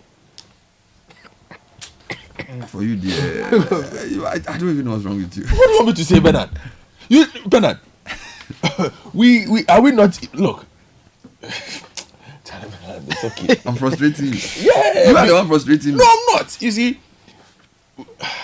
you think they don't know? They don't. Bernard, you think they don't know? We are building the new road there. Does it have bus lanes? No. Even pedestrian walkways is a major problem. So we are spending millions of dollars building new roads that do not still think about the different types of mobility. We still don't have bicycle lanes on the roads. Bernard, I drove from Spartanburg to Charleston. Thank you. Bernard, as soon as you hit Charleston, there is a bike lane. Basically, you can ride a bike the length of the Temamoto Way. Serious? Yes. As your means of transport to get in. There's a bus lane, There's the regular lane, and then there's the bike lane. This is Virginia. This is South Carolina. So let's look in there. I really want to see. So, do you think they don't know? Or they know? So why are we planning the roads the way they are being planned? I don't know. Maybe on air we talk about roads. That's why they also do. No. But maybe if we start talking about bike lanes, they'll talk. No, but you're talking about mobility. Different types of mobility. Yeah. Mobility includes walking. Look, a lot of people walk in Accra. Yeah. A lot of people walk in Kumasi. A lot of people walk in Takrady. So don't. But the roads are not designed to make the walking even safe. Do those people? Why? Somebody will knock you down right now. Why don't those people put mobility as the high? So when they were asked why they vote or what the issues are important, they say they want jobs. Yeah. They want education, health, economy, and infrastructure. Yes. Maybe we are not asking the question right. No, but it's not the job of the people to give the leaders an idea of how to integrate things. The conversation we are having now includes also affordable public housing. Because at the end of the day, if you are building roads, you should be thinking enough to think about where we are going to accommodate the people. Where will their schools be? What will their journey be if they are going to work? So that if you are building the roads, everyone is not now having to drive back to Accra and then go home to Nsawam, Amasaman, or Oda Shoma and those kinds of things. So the planning must be integrated. Integrated transport, housing, sanitation, okay, so this is what I want you to everything. do for me.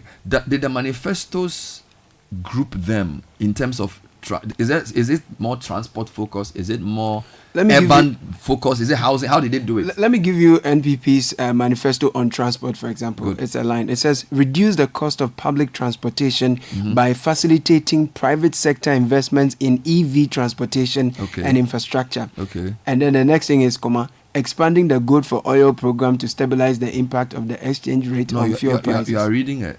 This is page 84. If you do a search on transport, if you do a search on transport, that's what you get. So go for oil to reduce what? Petrol prices. So it moves on to another part. Go to the next one. So the next thing is ensuring housing access through a variety of housing options, including social and unaffordable housing and an enhanced mortgage ecosystem. If you go to the next one, ensure stable and affordable power for consumers primarily. So there isn't much on transportation. That integrates. Is there? Okay, did you look for mobility? Mobility. That's for you now. You do much on mobility. Mobility here. Mobility. When you search mobility, you see significantly improved the operational capacities of the Ghana Police Service by providing 933 vehicles, 4,202 motorbikes, and 3 helicopters, improving their mobility and presence. So they didn't use. So yes. Did you search for urban? Urban mobility. The word just urban is urban something. Urban something. Or cities. Urban or cities. Urban doesn't come up here. What about cities? Cities. I'm putting Caleb on the spot to do a search. Cities. We will use a variety of ways to deliver access to the various types of accommodation. For example, for social housing, we'll provide public lands with our main cities to provide to private developers and make it mandatory for them to set aside between 20% to 30% for low-income social housing units with subsidized rent. So this was housing. Yes. So the rubric was housing, not so there was no.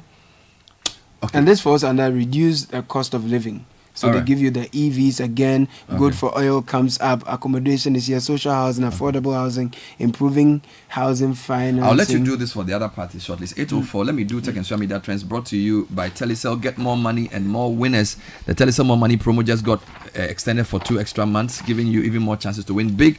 We're now rewarding 4 lucky winners with 30,000 cedis every week, and a million cedis grand prize is still up for grabs. Keep buying data or airtime or reloading data on your fixed broadband to get closer to becoming a millionaire. Dial star 500 hash to win, or dial star 500 hash, send win to 500, or visit the Telecel Play app to opt in for free. And of course, sending money to the sub-region has been made much easier through the PAPs, and all of this is possible through First Bank Ghana, who puts you first. Visit any of our branches with your cash, and your money is transferred in no time. So whether it's Gambia, Guinea, Liberia, Nigeria, or Sierra Leone, the PAPs is popping. Nathan, the PAPs is popping. Yes, please. What is trending this morning? Well, let's get into the trends. Yeah. Anyway, let's start off locally. So NHIS is trending, obviously following the free dialysis story. So it came up, I think, yesterday or 2 days ago. It's still in the trends. Supreme Court also in the trends. Supreme Court also in the trends. People are talking about the ruling that came from the court. Also, Ekiadonkor is trending. I think it's a consequence of the EC's decision to disqualify Roman Father. My God. The party said they decided not to contest, but the Roman Father and the General Secretary went to connive and decided to contest. So they are happy that they've been disqualified. Well, but it doesn't change much. Yes. And then you have Rawlings also trending. So 4 years after he passed on, people are remembering him.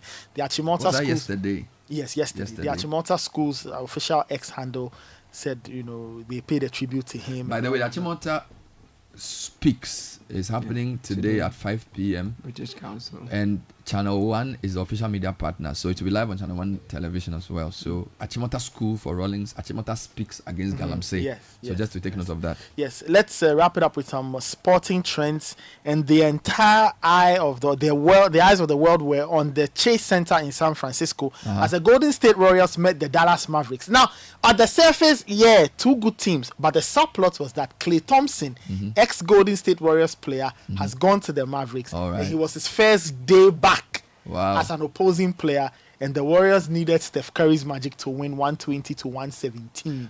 Is it me or the NBA scores are now higher than they were like 20 years ago? Oh yes, the scores are now really high. Yeah, in those days it was in the 90s. Now it's really high. The scoring is good. Some people say the defenses are bad, but I think it's because of players like Steph. They've changed the game now. People are hoisting more threes, so they're making high volume, more high offensive. Maybe we should make football too like that. 0-0 games are boring.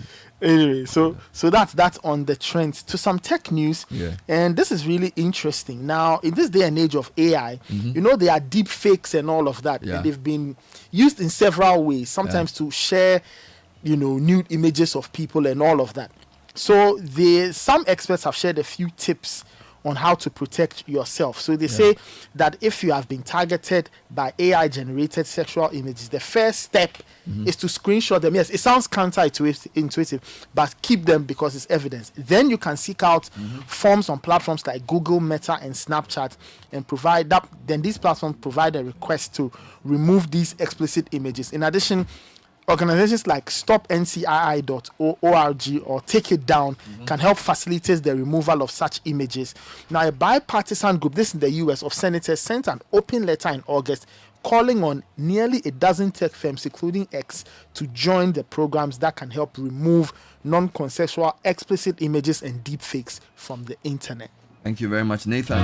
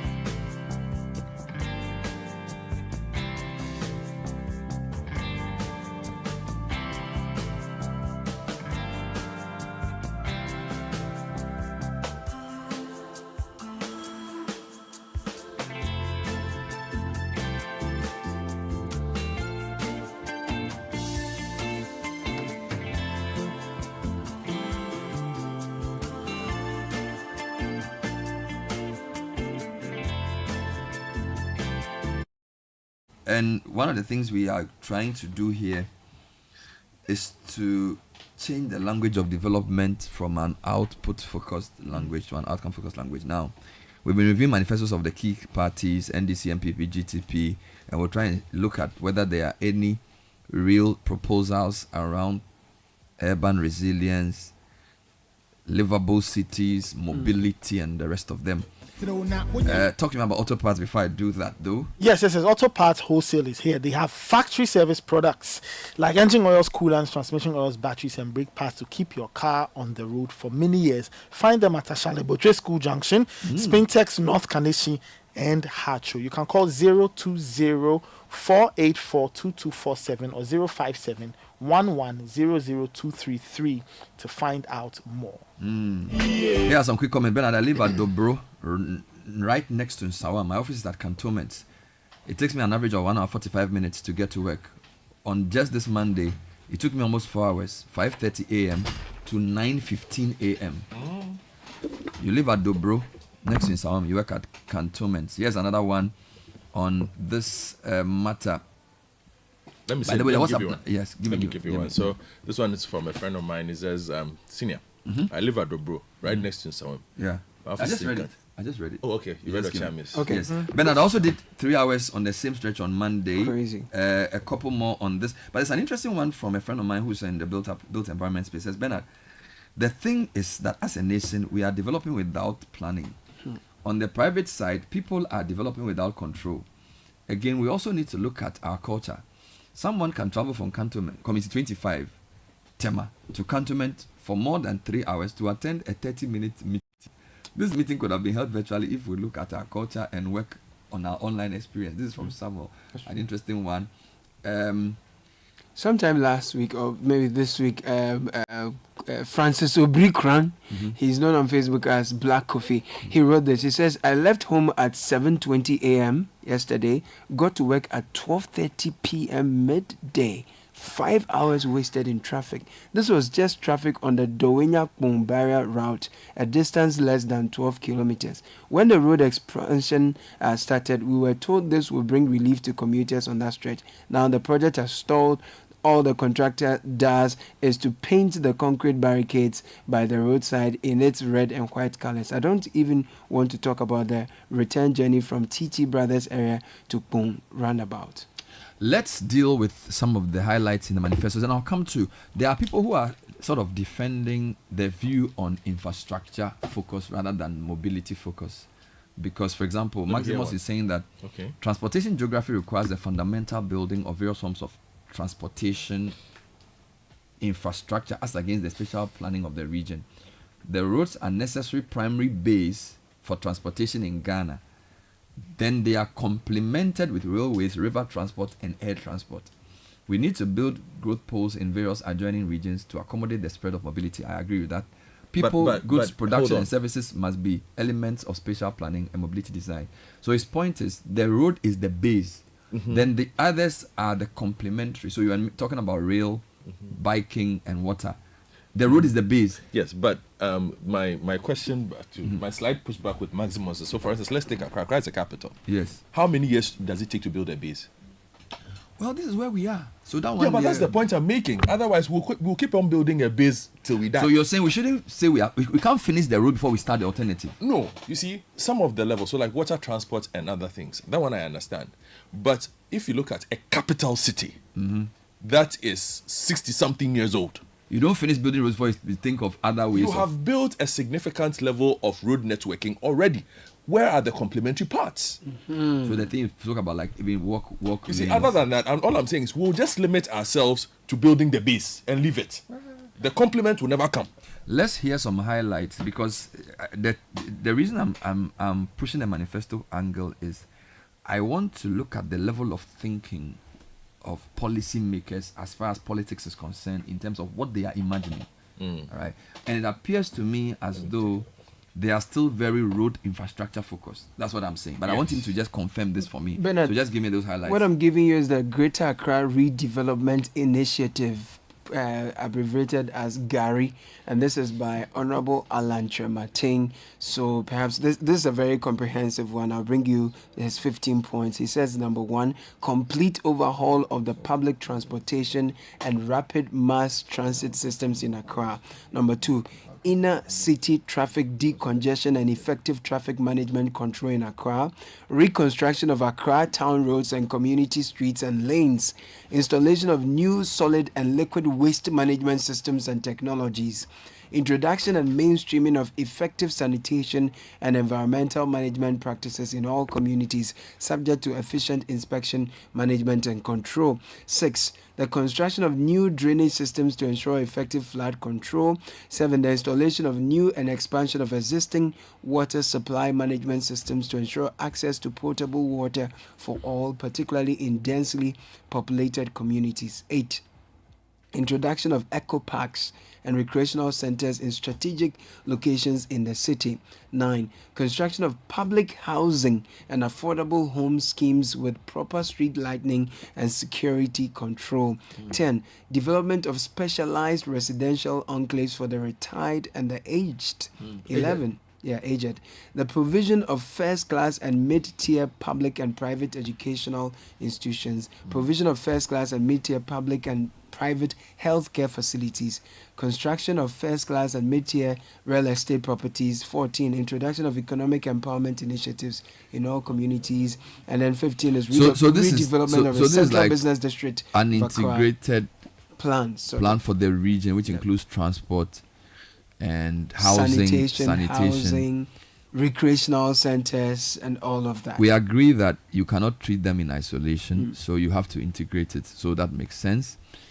Somebody did what he called an analysis of the key manifestos on transportation and sent me his summary. Okay. So I'm just going to read it. It says, Bernard, both MPP and NDC manifestos for the upcoming election touch on issues related to decongestion and urbanization, though their approaches differ. He says the MPP's 2024 manifesto includes a focus on infrastructure and urban development, promising to improve public transportation. I think you read that. Addressing housing shortages by increasing affordable housing and enhancing road networks to alleviate traffic congestion in urban areas. Additionally, they plan to improve sanitation, water supply, and public transit to make cities more livable. For instance, they propose expanding the railway system to ease movement between key economic zones, thereby reducing pressure on urban roads. The NDC's manifesto, while it doesn't focus heavily on urbanization specifically, emphasizes infrastructure development through educational and health facility expansions. Their social policies focus more on alleviating financial burdens for student healthcare access and creating social programs for vulnerable groups. However, they have in past campaigns discussed urban development through regional initiatives, suggesting that similar policies could emerge as the campaign progresses. Both parties, in my view, show a commitment to improving urban infrastructure, though the MPP leans more explicitly into public transit and housing to address the congestion directly, while the NDC emphasizes broader social welfare improvements that indirectly affect urban life.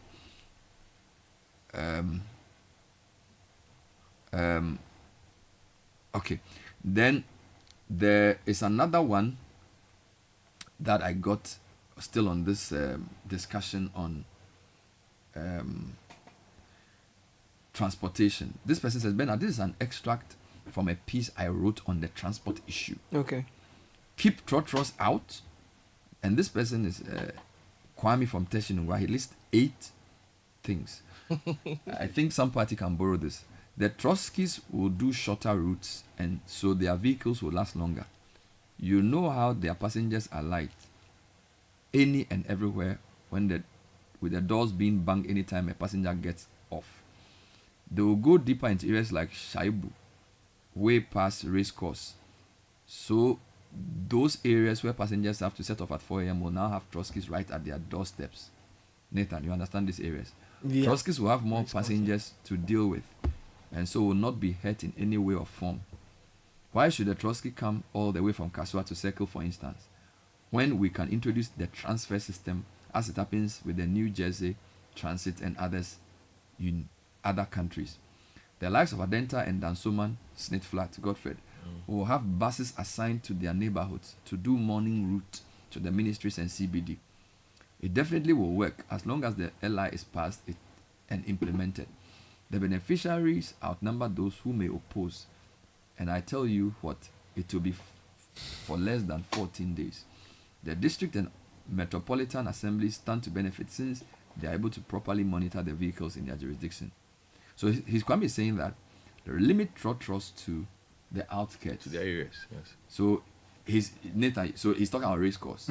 So maybe the trotro will take somebody from some part of Anya to the La Paz area. Yeah. Then he will pick a bus from La Paz to either Shiasi or Circle. But trotro should not take me from race course to Circle. You see the point? Yeah. So trotro takes somebody from Taifa to Mile 7. And then he joins a bus which is coming from Pokwasi to Accra. So you say trotros have no business coming to Circle. So do Adenta to Legon and leave Legon. So you are not disenfranchising trotros. They still are a legitimate form of business, but you're saying that you don't want a trotro to come all the way from wherever to Accra. But I've told you this before. I've visited a lot of capital cities in Africa where trotros, as we call them, or the names that they have, are not allowed near the CBD. Yeah. Trotros are not allowed anywhere. So, for instance, do those people have GPR to you? Yes, they have what they have circles. In South Africa, they also have. Do they also vote? Yes. They also vote. Yes, they also vote. And there are more. There are I'm just asking because here they say GPR to you affect. Yes, but this plan that Kwame just gave seems to be very visible in those places where you are limited to a certain area. In fact, they know it so well that if Caleb were to shift from his trotro zone to your trotro zone, everybody in your zone knows that Caleb is not there. So they even color code them? Yes. Are there enough outskirts communities for all our trotros to benefit from this? I don't know that much. I don't know when I do. So you do Tema. So let's give me 2 minutes. So you do Committee 25, Ivy's Place, all the way to Tema. You do 22, all the way to Ashaiman. You do Madina Adenta, all the way to Shiasi. You do Nathan, Anyaso to Pokwase, all the way to Achimota. Then you do Kaswa, all the way to Dansoman. Then you say that the ring road, there should be no trotro allowed. Then you're going to have buses, which will run by the state. Electric buses, by the way. Which, if you had your bus lanes properly done and all, they will just bring you. Let's read a few comments while we continue the discussion. In the meantime, the WhatsApp number is 05439 054998. Forgive me, 96996 0549986996. Here are some quick comments. Okay, this one says, Godfred Power, street lights we don't have. And you're asking for bicycle lanes. People are climbing curbs each and every day because they can't see. On Sunday, I drove from Kaswa to Teshi. Not a single traffic light was working. Okay, this one says not feeling the election tempo. I see. Sami says, ask about this, on this mobility issue, what happened to the Accra and Samam Railway? For almost 8 years now, the train hasn't worked for a single day. As we speak, the whole rail line has been removed. Somebody sent a video. Yes, I've also received messages of... I don't know whether it's official removal or unofficial. Yeah, I've seen the pictures, videos where portions of the rail lines have been removed. We'll have to get into that. We are talking about traffic. All we need is a BRT system on one designated lane. Mobility Solutions Phase 01 or monorail or tram. Accra Mall to West Hills Mall. Aimensan to Efa Sutherland's Children's Park. Says in Sawam to Circle, the rest will take care of itself. There's no mobility planning. We are stuck on roads for several corrupt reasons. Whatever we are currently doing in Accra is not Accra, it's chaos. The fact that we cannot attend 3 events in 3 different locations in the city, scheduled at different times of the day, just shows the poor mess going on. Albert in Abelenpe. This was this congestion transportation issue has led to high demand for 1-bedroom apartments in the city centers, Teshi, Jolu and Co. And it has a ripple effect on the entire economy. But the traffic on the Palace Mall you just spoke about is a matter of quick work being done to have the president inaugurate. Same as the BOG HQ, which I think is not completed for such an activity. I stand to be corrected. But the answer is we don't have urban planners. All we have Okay, he says if we have, then we should allow them to travel and learn from other countries. No, they do. They actually consult for other countries, and other countries actually come take their expertise and they go implement So it. these are technocrats. A lot of them. But they are not the implementers. But he's saying we don't have planners. We do. We have planners and we have plans. Yes. But we don't implement them. We don't have the political commitment to execute the plans. How many times There are have more comments. Luspa not complained? Yeah. Anyway, in 2016, we had a smart working Nyalulu or BRT system. President Akufo-Addo met drivers and promised them of a booming business when he gained power. Says this was aired on your station. He got into power and the Nyalulu that was working efficiently just went dead. Now we are forced to drive to work daily, and that creates more and more traffic. No one wants to get onto the trotro. I even voted for him that year, but it's a lesson learned. Kweku says, 100% support your idea. I'm prepared to campaign for any party that will weaken the powers of GPRTU and ban Trotskys in the cities. The only way to improve public transport is to introduce buses for mass transport in the cities. Why should I spend 6 hours to and from work every day? I live around Dodowa and work at Graphic Road. Hey, then you're being punished every morning, bro. Dodowa, Graphic Road. But imagine that after 8:40, there's still traffic on the Accra-Medina Road. Yesterday, the traffic from 8:40. the Bemakam bypass was from almost 10 p.m. Yeah. But is that regular or it was unique because of to the yesterday? construction. The point of the construction is that they don't tell you anything. They don't pre-announce it. They don't pre-announce. So you will be there, and today they are doing some part, and then you are in traffic. You see, this is my concern.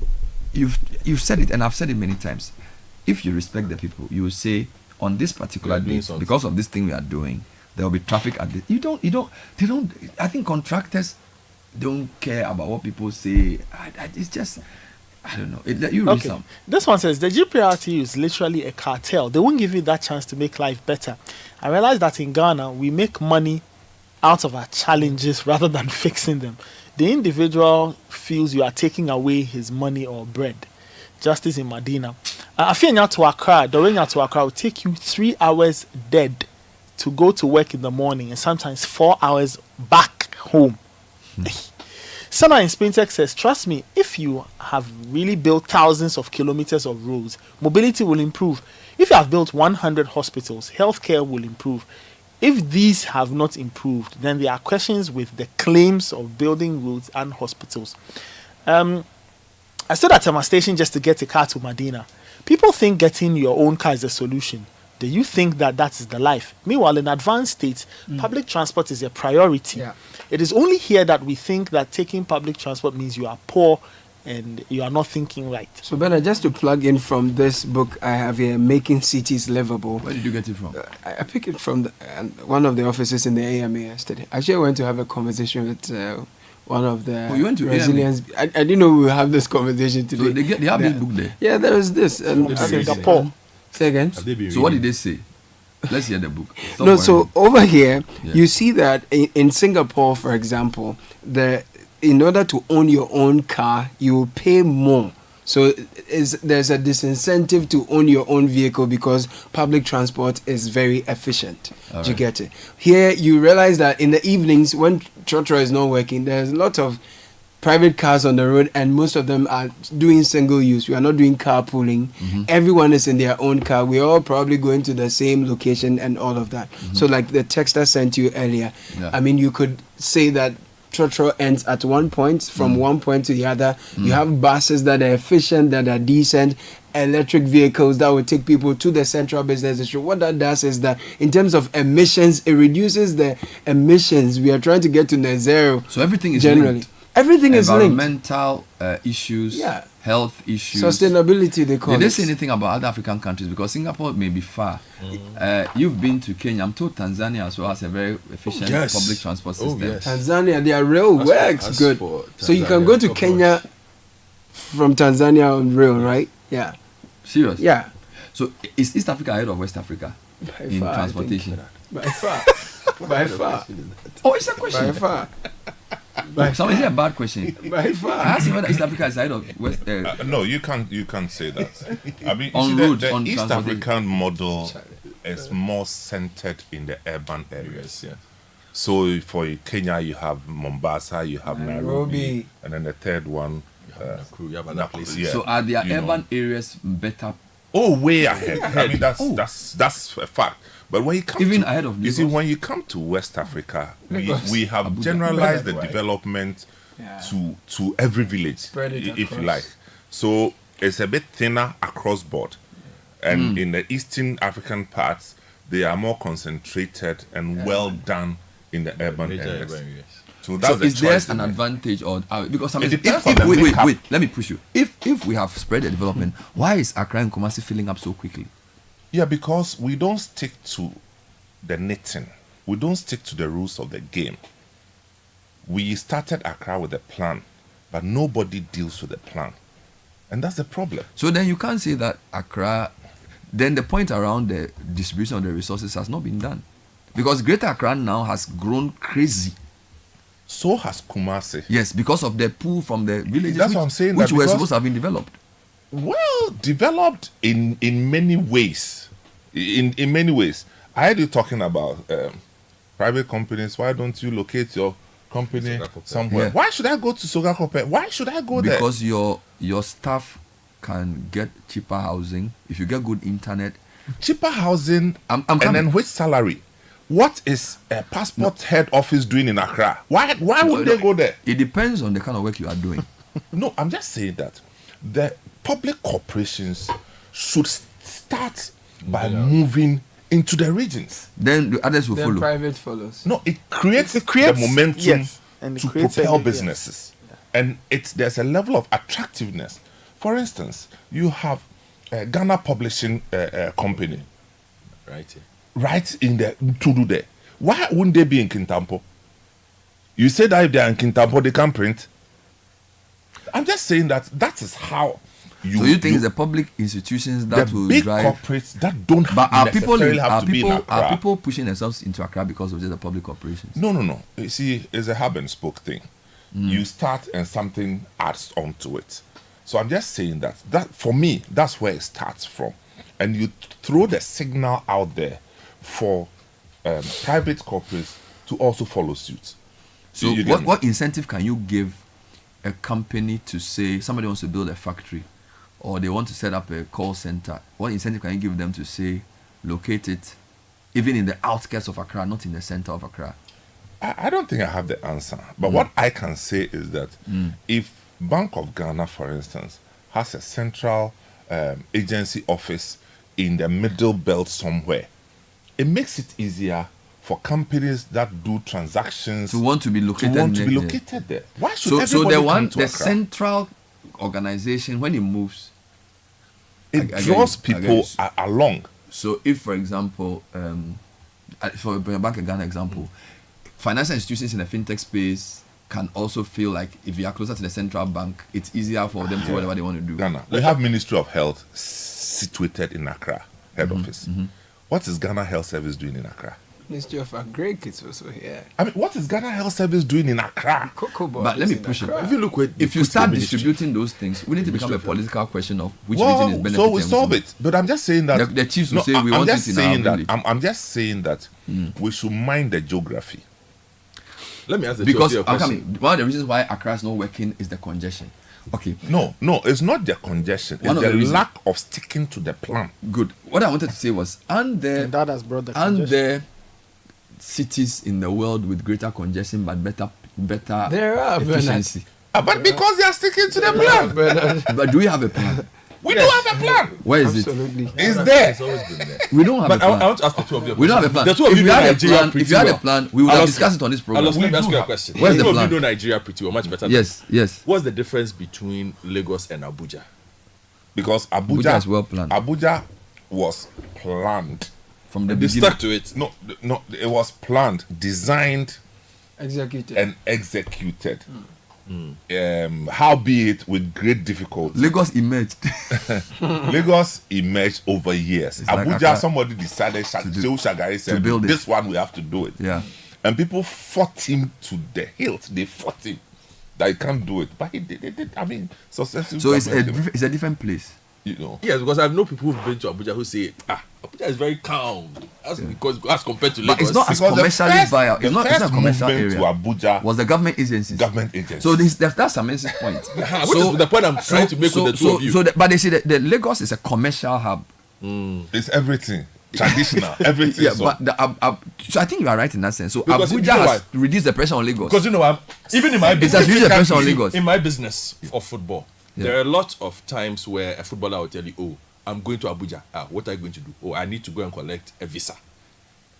I never hear footballers say, "I'm going to Lagos." Now everything is in Abuja. But also, so your point about but you have to see, go first about building a new city. No, we don't need a new city. I don't think we need a new city. We probably do. We need to regenerate the existing one. Based on Abuja example, why don't you need a new city? But we don't have the resources. Where will you put it? I mean, we don't even have the resources you for can't that. Start. The cities are growing by themselves. Yeah, we don't have the resources for that. You can put the city in Kintampo area. I keep saying that. I don't think there's any point going to build a new city if you can't stick to the rules and regulations of managing. Same thing will happen. Because then the new city will degenerate. Throw baller anywhere. Yeah, but if hold on, if the old city is, can't you say that the old city is unsalvageable? It is. I mean, it is salvageable. After what Henry Cote tried, and we are still here. No, I don't see how we can Henry fix Accra. Cote, I'll say that he was a lone ranger, but we are talking about policy.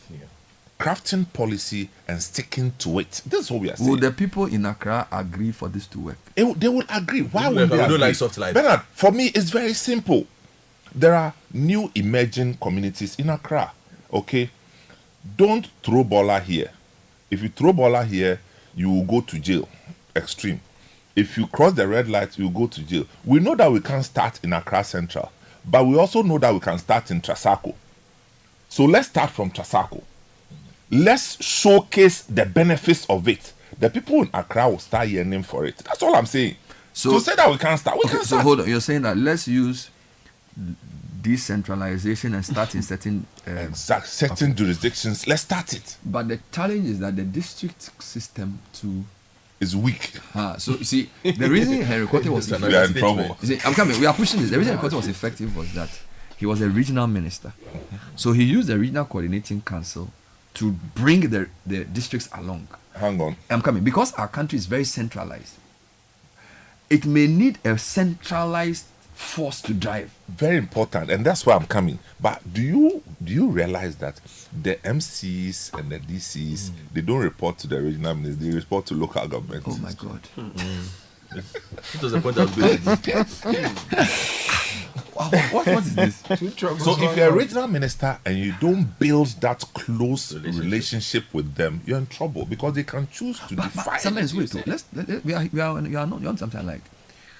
I think that the regional ministers should be more important in the next phase than the local government ministers. I actually think because see, if you have a regional minister, so because the regional minister can become the region's local government minister. You don't actually need a local government minister. The original idea. Yes, you don't actually need a local government minister. Yes. Because if you have a regional minister who coordinates what the assemblies do, so you have 16 local government authorities, as in local government ministers, whose job is to bring development to their region by managing the assemblies and the districts. Because once you have a local government minister at the top, as I'm saying, their allegiance is split. And I think that the experiment Henry Cote did, maybe 2018, 2019, it was a very good experiment. Look, I lived at Medina for many years. You can drive from Firestone to Zongo Junction and cross without people. But now they've left all of that. People are back on the street. People are using the footbridge. There was no refuse. It was very good. Now when you get to Zongo Junction, it's chaos. All right? And I'm saying that if this has worked, by the way, a regional minister also has local support. You can even decide that you appoint non-indigenous. Yeah. Like the way I think Achampon did, so that he doesn't have any issue. Rollins also did. Okay, so you have Julius Debra, I think he was Minister for Greater Accra. You know, we have the solutions, and I think that the local government ministry probably needs to go. If they, why not? You see, because why do we have a Greater Accra? We have regional coordinating councils. Which is essentially the local government for the region. And then you have local government. So I can foresee tension between a minister for local government and a regional minister who is trying to achieve something because there could be fights. You won't even get the money. Because you see, the streaming of the money doesn't go through the regional minister like that. It goes through the local government ministry. And guess what? Some parties are promising that they will remove regional ministers rather. Oh. We should rather change it. You see, sometimes I think, you see, this thinking we are doing, for me, the reality of most people is that the way we live affects everything. It affects productivity, it affects the economy, it affects health, it affects education. In countries where, look, schools, in Western countries, you can't even take your child to a school outside your local government area.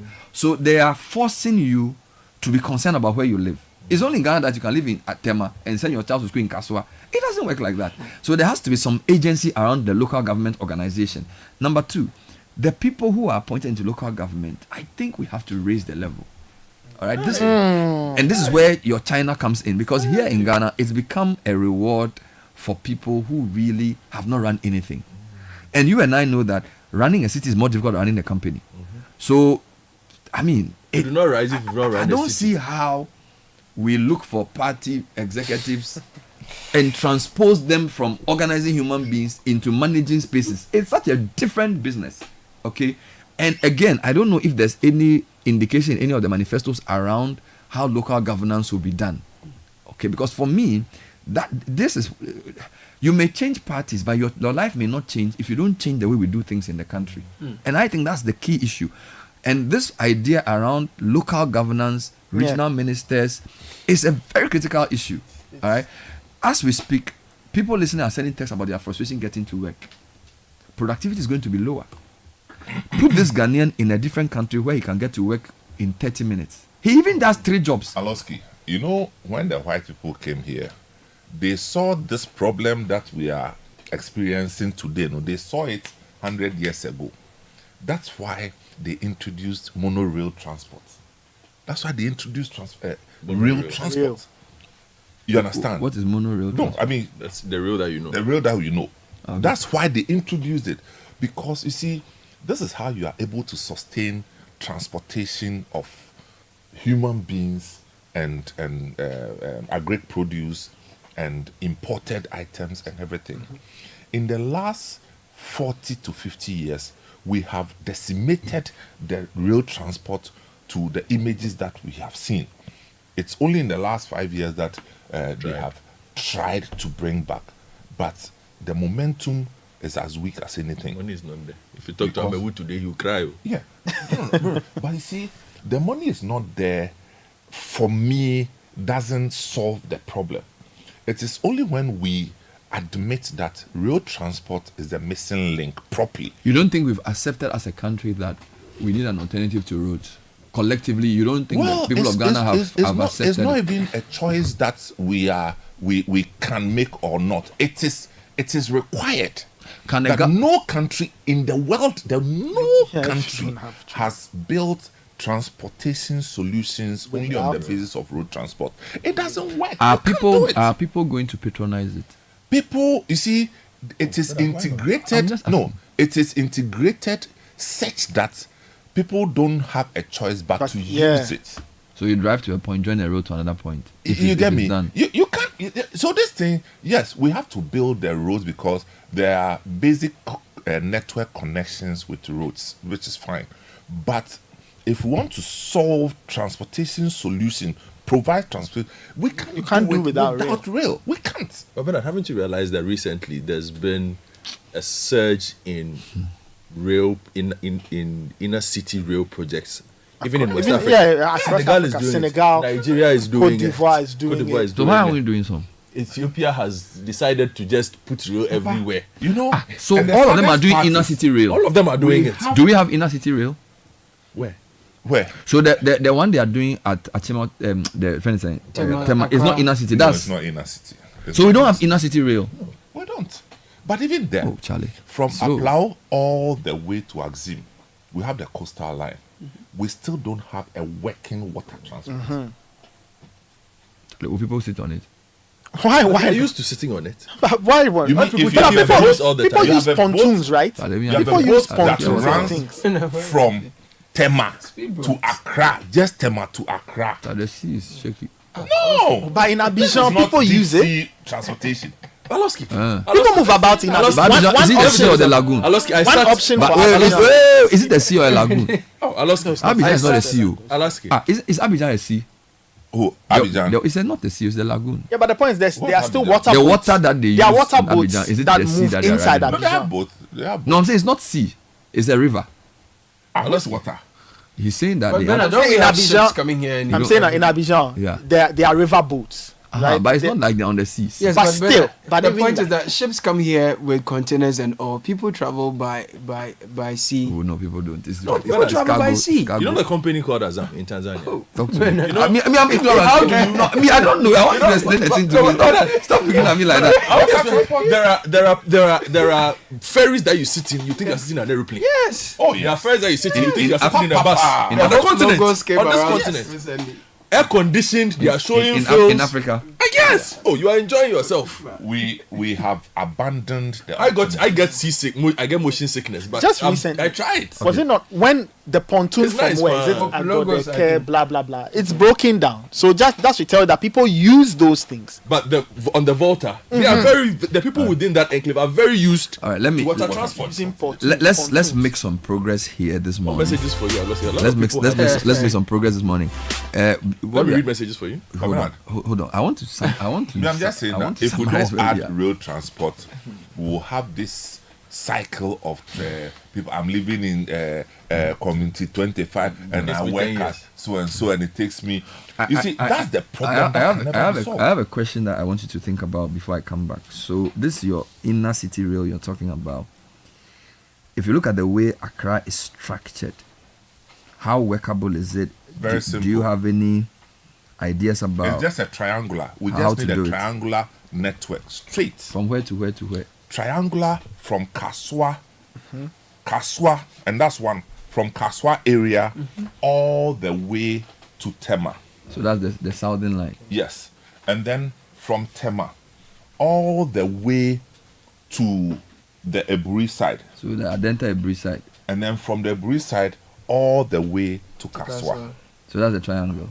And then obviously there's one from Adenta straight into Accra. Oh yes. As the middle one. Yes. Now, are you going to use, so is this tram or train? Either. Are you going to use the road infrastructure? You have to use it. So, you know, in some countries, the road medians interject with trams. So you're probably going to fill the median and then you put the tram line in the middle. It can be done. Oh yeah. It can be done. Instead of you can actually integrate a tram. People crossing. You can actually integrate a tram network with a monorail system. Yeah. So, and tram works on electricity, right? Yes. Yeah. And the monorail could also be electricity or it could be... Precisely. So in this Japan, is but this is a long-term thing. Points, This is like a 10-year thing, right?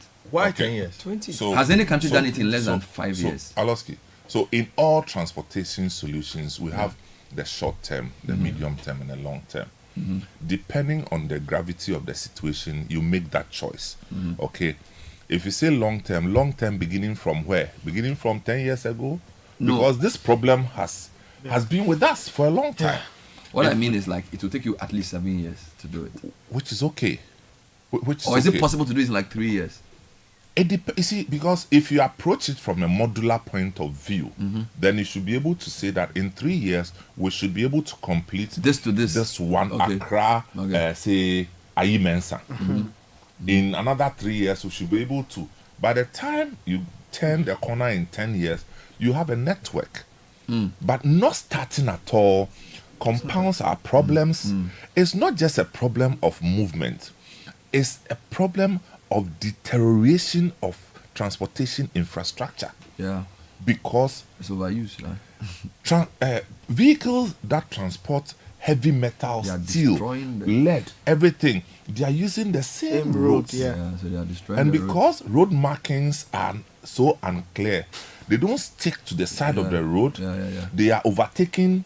They are breaking down in the middle of nowhere. So we're having to spend more money on roads. So we are having to spend more money on maintaining the roads.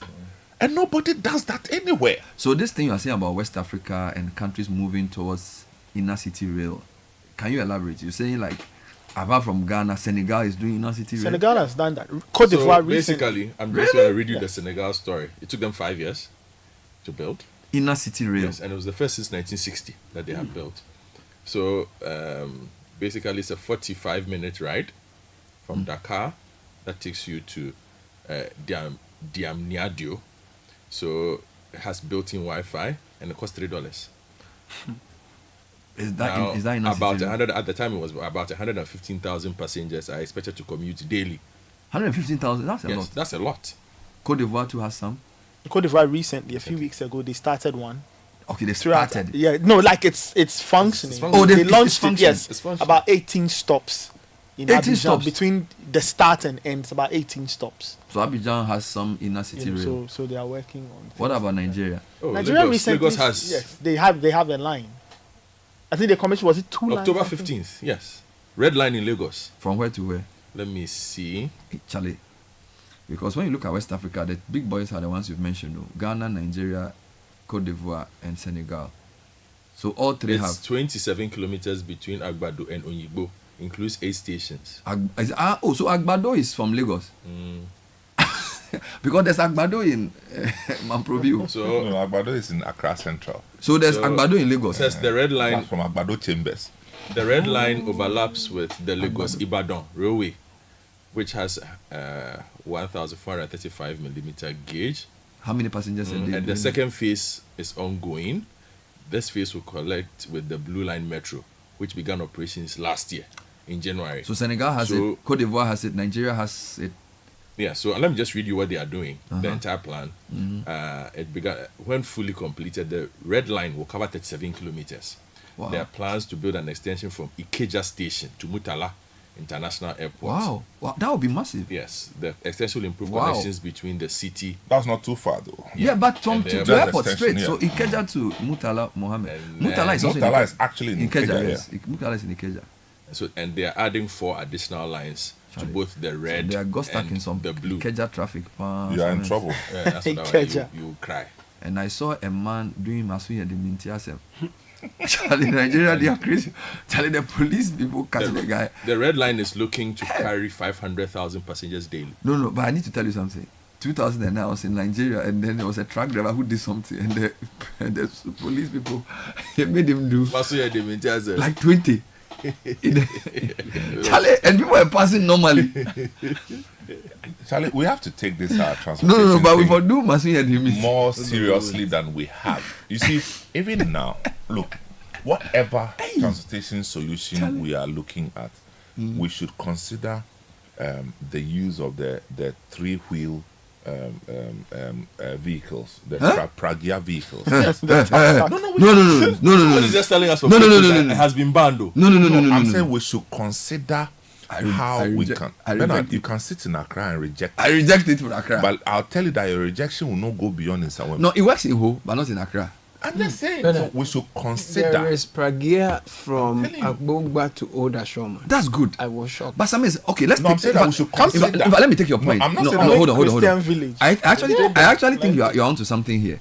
So we're talking about integration, right? Yeah. So it's the last mile. Yeah, that's what it's the last mile. So you can. You've integrated. It's the last mile. Okay. It gives people jobs, and then it connects. So maybe you are in an area that doesn't have good roads. Hold on. It can take you to the main road. It's the main road. So where would you put your car? Leave you at Kingsway, so that if you have to move to UTC, you sit in a smaller. No, I agree with you. Like that. So it's like you integrate it That's with the point I'm making. You know, because for me the point is that I live in your area. How do you take a Trotsky from where is the area safe? Racecourse last stop. That's when I used to live there. So Racecourse last stop. Yeah. So Racecourse last stop can give you. So typically we'll take a Trotsky from there to La Paz. Then La Paz will take a bus to. Yes. But now you see Pragia on the George Washington Highway. Oh yeah. It should not be. It shouldn't be. Again, you see, even the Bola taxi should not be on the main road. That's the point I made about regulations, sticking to the regulations. But this is what Henry Cote tried, and he didn't allow him. Let me read you a message. He did a Lone Ranger. He wanted to do it. We were helping he didn't get support. He didn't get support. He didn't get money. But where is the money coming from? Because some of the things are his own personal motivation and initiatives that is not supported by funding the system. So which system frustrated him? Well, the way we've structured the system will frustrate you. Yes. It's designed to frustrate. Let's read some code. This system, this system, we have to fight with the system. Michael Kufu says, a couple of years ago, I was involved in a 2-day seminar at the Accra Digital Center. I decided to use the train from Sakumono to the Kwame Nkrumah Circle Station, which is just a short walk to the digital center. For the 2 days, I used the train exclusively to and from the event. It's a good experience, hassle-free. The only problem was I almost ended up in Tema on my return the very first day because the stations were very difficult to identify at night. I'm sure many professionals will park their cars if we have an efficient... read that message again. Read that message again. He says that I was involved in a 2-day seminar at the Accra Digital Center. Okay. This was a couple of years ago, though. Oh, okay. I decided to use the train from Sakumono to the Kwame Nkrumah Circle Station, which is just a short walk to the digital center. Okay. For the 2 days, I used the train exclusively, both to and from the event. It was a good experience, hassle-free.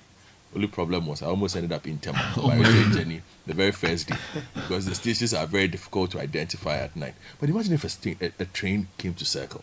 Anyway, the update from Flower Pot is that it's chaotic this morning too. True.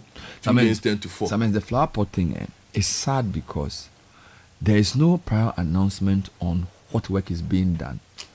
And yesterday from 5 p.m. to almost 10 p.m.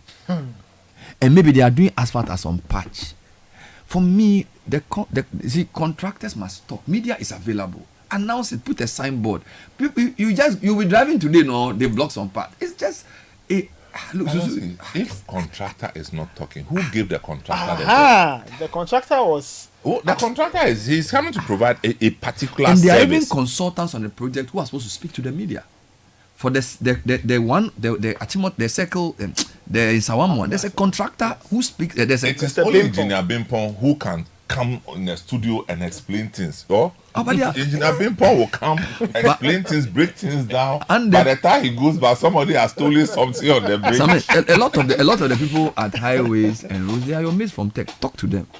Oh, tell them that the thing that is not good. Why suffer? No, it's not. Tell them that the thing is not good. Highways, urban roads, feeder roads. These are people you went to tech. Tell them that I see the way they treat us. You know, fine. You just Alfonso Kwe. It's not good. Read comments for me. I'm calling them out. They should respect road users. They should give prior announcement. Sometimes we all know in UK you're on a motorway. They will write this segment on 16th January will be closed for 2 hours. Are they better human beings than But that's not the contractor doing it. It's the person who manages the space who is doing it. But don't we have a person who manages the space here? That's why I'm saying that let's skip the contractor and deal with it. You're the person, you've given the contractor a job. And you have left the guy. And you've left the guy and the whole thing is chaotic and you're happy. No prior announcement. But question, do the municipalities control the contractors? Because the contractor is working from the center. You can't go so you think that the MC they can go and tell the contractor but you can work. But we can make that work. You can make that work. That's how it's supposed to be. We can make it work. If you are even doing a national project, you need local authorization. Yes. Local government must be serious. Must be taken seriously. No, they must be serious. No, Bernard, local governments must be strengthened by the center. And then they can take themselves seriously. I think you solved the problem. A country called Ghana can't even provide common street lights from Tetekwashi to Ada. No street light is working. Now it's a day's traffic from Temaran about to Central University. Last year I was in Cape Coast to organize an event at UCC. I went to rent mattresses and had to transport it from Abra through Pedu, the Cape Coast Takrady Highway to Ola Estates. The Pragya rider told me that no matter how much I pay, he won't make it past Summit Junction because he'll be surcharged, jailed, and his tricycle seized. You see? I was very impressed, proud, and hopeful that leadership can work. This is Fifi Tamaklu. Oh, so who is the MC for that area? I have to check. Which means that some people are working. Good morning, Bernard. Please, have you considered first when Trotro drops you somewhere, another bus takes you to the business center? And even if we do Trotro in short transit, see how much you pay at your final destination per fee. We can deal with the money issues. It's more about the planning and the efficiency. Okay. So let's not make it a money issue here. Says the traffic on Ashima roundabout to Pram is qualified to be called a national disaster. This is Dr. Egbenya. Yeah, Ashama roundabout to Tema. Yeah, it's a difficult situation. I live at Dodowa, Bernard. The only way to get to work early is before 8 a.m. is to leave at 5. Even with that, It's a 2.5-hour journey. Keke from Dodowa. Good morning, City. My name is Kwame from Pokwasi. Last week Friday, I was talking to a couple of friends who told me that some people are removing the train tracks. So I decided to observe myself to confirm. To my shock, I got to a fan court this morning and realized that all the tracks have been removed, except the ones at the crossing. Please find out who these faceless individuals removing the tracks are. Serious? Good morning. Bernard, if our road networks are properly coordinated, one could live at Nkofodia, Suimenya, Kosombo, Adan, Swedru, Winneba, and still travel to Accra for work without hustle. By that's this, not true. we solve the accommodation problem in Accra and even out. But couldn't you live in Reading and go to London to work? With train. He said road networks. No road, no. Because Coventry to London is somebody's job. Look, even in the UK, or, wherever, once the train network is suspended, chaos. It's chaos everywhere. UK, there, chaos. If you don't do rail, people can't go I mean, anywhere. on a match day, If you miss your train. Arsenal was playing Chelsea over the weekend, complaining about the 5 p.m. train. And even churches had to close early because you don't dare. You see the train where we had here, we can't because mass transportation train is the answer. The train has initial capital outlay which is huge, but over the next 10 years it will long give you term. If we have a proper maintenance culture, you are the winner. Okay, so maybe let's conclude by saying to our political leaders that we also value long-term projects. So they shouldn't do everything within 3 years. There are some things we know that if you start, you may not finish in your first 4 years. But we are wise enough to know where it will send us. So they should not prioritize only short-term projects. Rail is one. We all agree that you cannot solve mobility if you don't have an integrated system. And rail cannot be done in a year or two. So we are saying to them that using this medium, start we call it inner city rail something. Start rail. Start inner city rail network. Rail transportation. Start rail transportation as part of your integrated mobility solution. There are so many more comments. I need to also pay my bills. No, let me take you to Liberia just quickly. Liberia. It says, dear, because we've been to places but not to Liberia. I beg you help me. What's happening in Liberia? It says, look, Bernard, even in small Liberia that we claim recovered from more recently, you will not meet trotro in central Monrovia. Ben, not a single trotro on the main road. If you see Trotsky, they're actually doing long distance from the counties. Is it true? This is Gamelido. I haven't been to Liberia in a long time, but I don't know how many of the main roads are in Monrovia like that. Stop that. No, I'm serious. They don't have a lot of main roads. Well, they didn't used to have a lot of main roads. So I don't know about now. So it was one major, that cut across the Bernard, you see, but the point is made that you don't allow just any vehicle to go anywhere they like. True. And then you are driving on N1.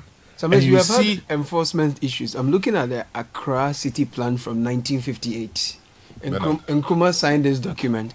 And part of the issues here is that they were having issues enforcing drivers not parking at the wrong edges of the road. Like 1958. Says in the outer parts of the town, the difficulty is merely that of enforcing drivers not to leave their vehicles on the edges of the main roads. There are, however, one or two concentrations of a particular type of development.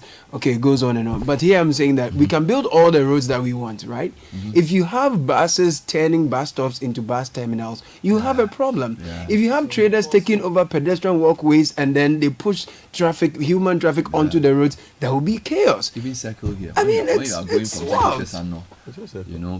People just stick to lane. If you are not creating market spaces for the traders, where should they sell? They go? We don't create market spaces for them. No, it's also our impulse purchase thing where people think that. I'm not saying they should. I'm just saying the problem. There's like somebody who's peeing somewhere. So you have to solve it.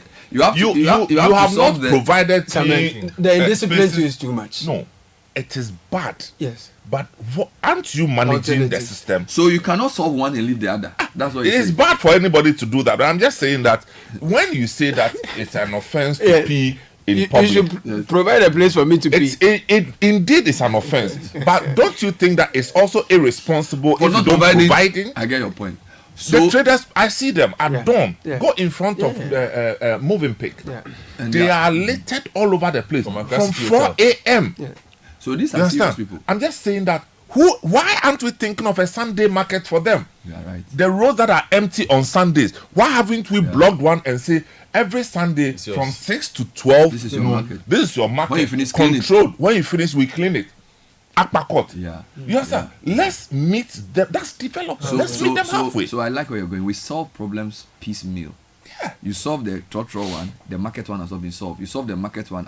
Because the revolution culture is still in our mind. Let's threaten the Abaye, let's sack them. Then we think. So the Abaye thing is not going to work. It's not working. By now we should know that it's not working. Let's look seriously.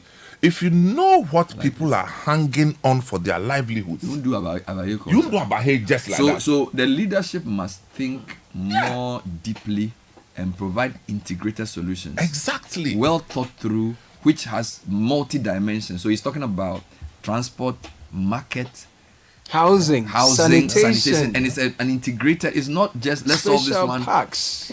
Wow, but the good news is that if we can sit here in 10 minutes think like this, then if they sit in them, they can think more. But the thing is that you need if they want to think.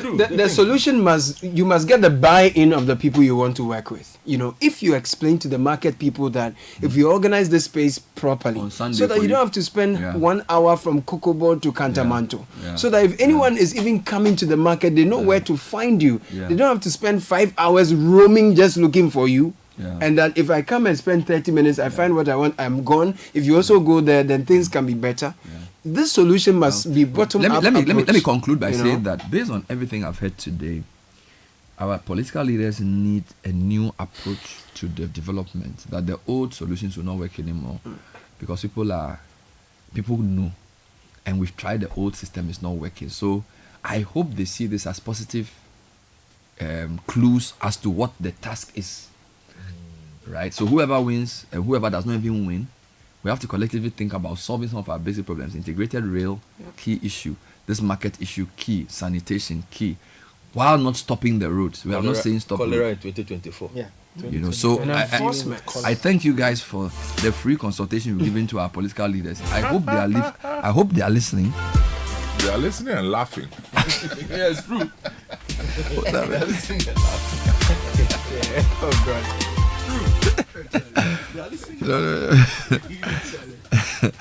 All right, elevate your driving experience with the all new, is this pronounced Geely? Yes. Geely lineup. So we have the Star Ray, the Cool Ray, and the GX3 Pro. Now make a statement with the bold and comfortable Star Ray, designed to turn heads wherever you go. Maneuver with ease in the versatile GX3 Pro, and discover the advanced tech and power of the Ghana assembled Cool Ray, equipped with cutting-edge features for a superior drive. Visit Japan Motors Geely showroom in Accra on the Graphic Road and feel the excitement firsthand. So I hope you are listening to the LPM. Yeah. I hope you are doing Let's talk about Orca as well. Hey, it's that time of the year again. Orca Deco's Black Friday sale is on. Get ready to enjoy from 20% to 60% off everything. Yes, I mean everything. Furniture, home decor, and accessories. Whether you are redecorating your home or just want to grab that statement piece, Orca Deco has got you covered. So hurry to Orca Deco today and grab those deals before they're gone. It's your time to give your home the touch you've always longed for. Head to Orca Deco branch near you this Black Friday and enjoy between 20 to 60% discount off everything. We are off the Spintex Road in Accra, and we are also in Asokwa, or as they say, Asokwa in Kumasi. And the Pledge Against Corruption campaign is on, an initiative of GAC, GII, ASEP, with funding from FCDO. There was a big forum for political parties bringing together civil society organizations and academia, government, civil society, and development partners to ensure anti-corruption reforms and transparency are at the forefront of the political agenda. Now, it's tomorrow, Thursday, November 14, at Mevenpick Ambassador Hotel, and it's at 9:30 a.m. Come witness important conversations about shaping our corruption-free Ghana. Now, if you're looking for litigation-free land, contact Royal Kingdom Estate. They are giving you properties in prime areas like Accra and Ibri, starting at 90,000 cedis. Visit them at cantonments near the Soul Clinic International School or call 027-277-8880. Send an email, info@Royal Kingdom Estate. Royal Kingdom Estate, building communities, nurturing dreams. Here's your chance to be one of the luckiest. The grand draw is on the 30th of November. There are incredible cash prizes to be won, but until then we are giving away fantastic prizes every single day. Dial star 712# to buy more tickets. The more you buy, the better your chances are of winning. The luckiest. Luck is everywhere and is regulated by the NLA on the Caritas Lottery platform. Yes, 20th of November, that's when the 13th AGI Ghana Industry and Quality Awards will be happening. You can call 024-449-9101 to get tickets to attend. Is an event that is being done by the Association of Ghana Industries, and they are collaborating with the Ministry of Trade and Industry and the Ghana Standards Authority. And if you are looking to elevate your career with globally recognized skills, 0800 Africa proudly presents a new Microsoft Skills for Jobs micro degree in collaboration with Microsoft and the KMK University of Applied Sciences in Finland. Don't miss this chance to advance your career, and these certifications include cloud and cybersecurity, power platform, AI development, and digital marketing. Call 030-273-9000 to learn more. Sign up today by sending an email. Contact us at 0800africa.com or visit 0800africa.com to find out more. And if you're looking for reliable uninterrupted electricity, Deep Solar Ghana has you covered. Only 58,000 Ghana cedis is what you need to go fully solar and enjoy independence from the grid. No more lights off or power fluctuations, just peace of mind and savings. So call 059-549 4113 059-549-4113. Visit deepsolarghana.com. Learn more. Remember,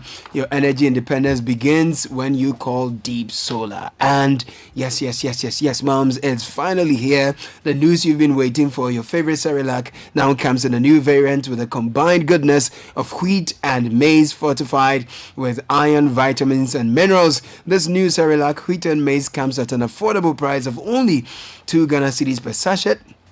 Prepare this, just add milk, that's all you need. Cerelac way now here and the milk. Cerelac, care for them, count on us. As an advert that's FDA approved. Now let's talk about where you sleep, which is very important. How you sleep and what you sleep on. If you wake up feeling pains all over your body because you've slept on a bad mattress, sorry, but you can change that story. Your comfort, well-being is always prioritized at Latest Foam. They also have quality furniture crafted with your ultimate relaxation in mind. So visit any of our showrooms around the country and sleep better tonight. The number to call is 0302-231-155, 0302-008-499. Visit us online, www.latestfromghana.com.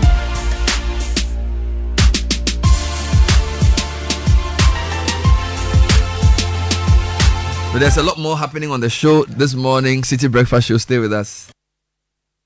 Unleash.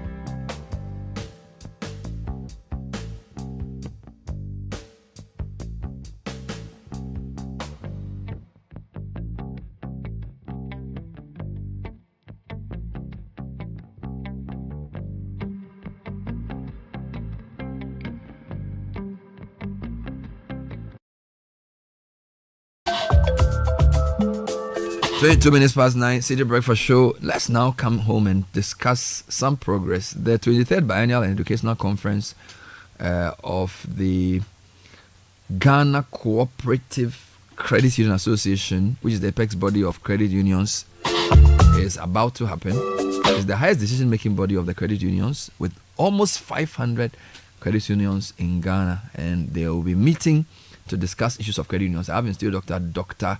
Bernard B.B. Bingab, National Chairman of the CUA. Welcome to the show again.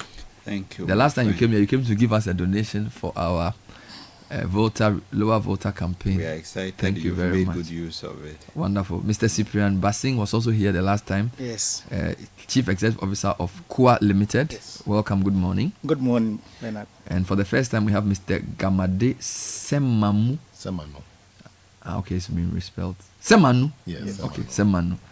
Supervisory Committee member of the KUA Limited. Welcome to the show, sir. Thank you very much. Good. So, what is a credit union? How is it different from traditional banking and other microfinance? Who's going to take that? Okay, so Bernard, and good morning to your listeners. Yeah. A credit union is a member-owned financial cooperatives that provides financial services to its members. When I say cooperatives, it means that we pool resources, individuals come together as one body, pool resources together and lend for themselves and provide financial services for themselves. So that is in there. And therefore, because we are a cooperative, we have what we call the cooperative principles. Okay. And then the foundations of credit unions is founded on the cooperative principles. And we have 7 of them. Okay, one of them is open and voluntary membership. We have education of our members. We have consent for community as well. Okay, and cooperative among cooperatives. So among cooperatives, we work alongside each other as well. So that's different from traditional banking. That's different where from traditional you are a customer but not a member. You are not a member. But with the credit union, every customer is a member of the credit union. So you have a stake. Yes, you have a stake in the decision making of the credit union. So who can join a credit union, and are there any modalities for membership, if you can? Yes. As I said earlier on, our cooperative principle, the first number 1 says that open and voluntary membership. Anybody can join the credit union. Anybody can join the credit union. All you have to do is become a shareholder, buy shares into the credit union, and you are entitled, you have become a member of the credit union. So that's how simple it is. Yes, that's how simple it is. All right. Anything else you can say, Mr. Semanu, for people who don't understand the benefits of a credit union? What are some of the benefits of joining? That's very true. So in the olden days, usually we see that farmers come together to work together for equal benefit. They go to help each other on their farms. That is the principle of credit union. We people of different races, different, financial backgrounds come together to join the credit union. As the CEO said, credit unions are member-owned organizations. So what that means is that whatever we generate from maybe the proceeds, whatever net surpluses we get, is to the benefit of the members. And as we said, as credit union members, our members are relatively, they are focal points. Irrespective of that, we also give the opportunity to whatever we get, we support society as well by helping societies where we operate from as part of our corporate social responsibilities. So there is this issue to which I would like to talk about. We have generally 3 types of credit union which operate in Ghana. We have the work-based credit union, which are solely for certain institutions. Then we have faith-based, which are for religious groups. Then we have community credit unions, which are also in various communities. And all 3 are under your supervision? Yes, so church-based, work-based, and community-based. Yes. Interesting. But actually, it's very good that almost all credit unions are opening their common bounds. So we are not limiting membership. So we are getting a hybrid. So we are getting a hybrid of credit unions in Ghana. So you a lot of them. Okay. So if in the 500 that we have, would you say we have more community-based, more church-based, or more workplace-based? Do you have a breakdown? I think so good morning. Yeah. I just thought that let me come in briefly. Credit unions, as my colleagues have said, are member-owned. Okay. So we don't have customers. We have members. The reason is that anybody we're dealing with has shares with us. Okay. And as Mr. Gamadi rightly said, at the end of the year, whatever we earn, we reshare it among. So even when you have taken a loan and you've paid and there's some interest you've paid, you get part of that interest back to you. Okay. One of the key things that we should not lose sight when we discuss credit unions is people helping people. Members helping members. That's our core philosophy. So today you, Bernard, may earn something small and you think you are thinking about the future, so you want to save it. But I may be in need today. So when I come to borrow, I borrow part of what you have put there that you do not need for today. And that is the concept we build, the culture of savings for one day. If you forget of tomorrow and you eat all today, it will be a problem. But back to the substance of your question. We initially we had more work-based credit unions.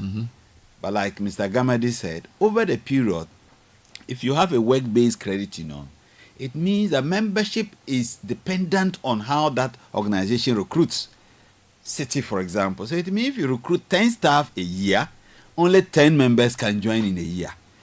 So we realized that in order to grow, there was the need to allow them to bring in other people who think similarly. So now we have the hybrid more than all others. Okay. Initially, as he said, they were also just purely, let's say you go to a church, only the church members form the credit union. But the numbers were not growing. We said, why are you not opening it up to others who believe in your philosophy, who believe in your concept? So a lot of the credit unions now are going for the hybrid, the so-called hybrid, which is the fourth type that we are beginning to get. Okay. And in fact, the features are completely different. How does that work? So if you go to a purely community credit union, you'll find that market woman, or you find a woman selling cocoa, you give a loan. By the time you are going back to retrieve this loan, she's no longer there. And sometimes you don't know where she's gone to. In the work base, let's say the Citi FM, you are deducting from source. All your staff, you know each other.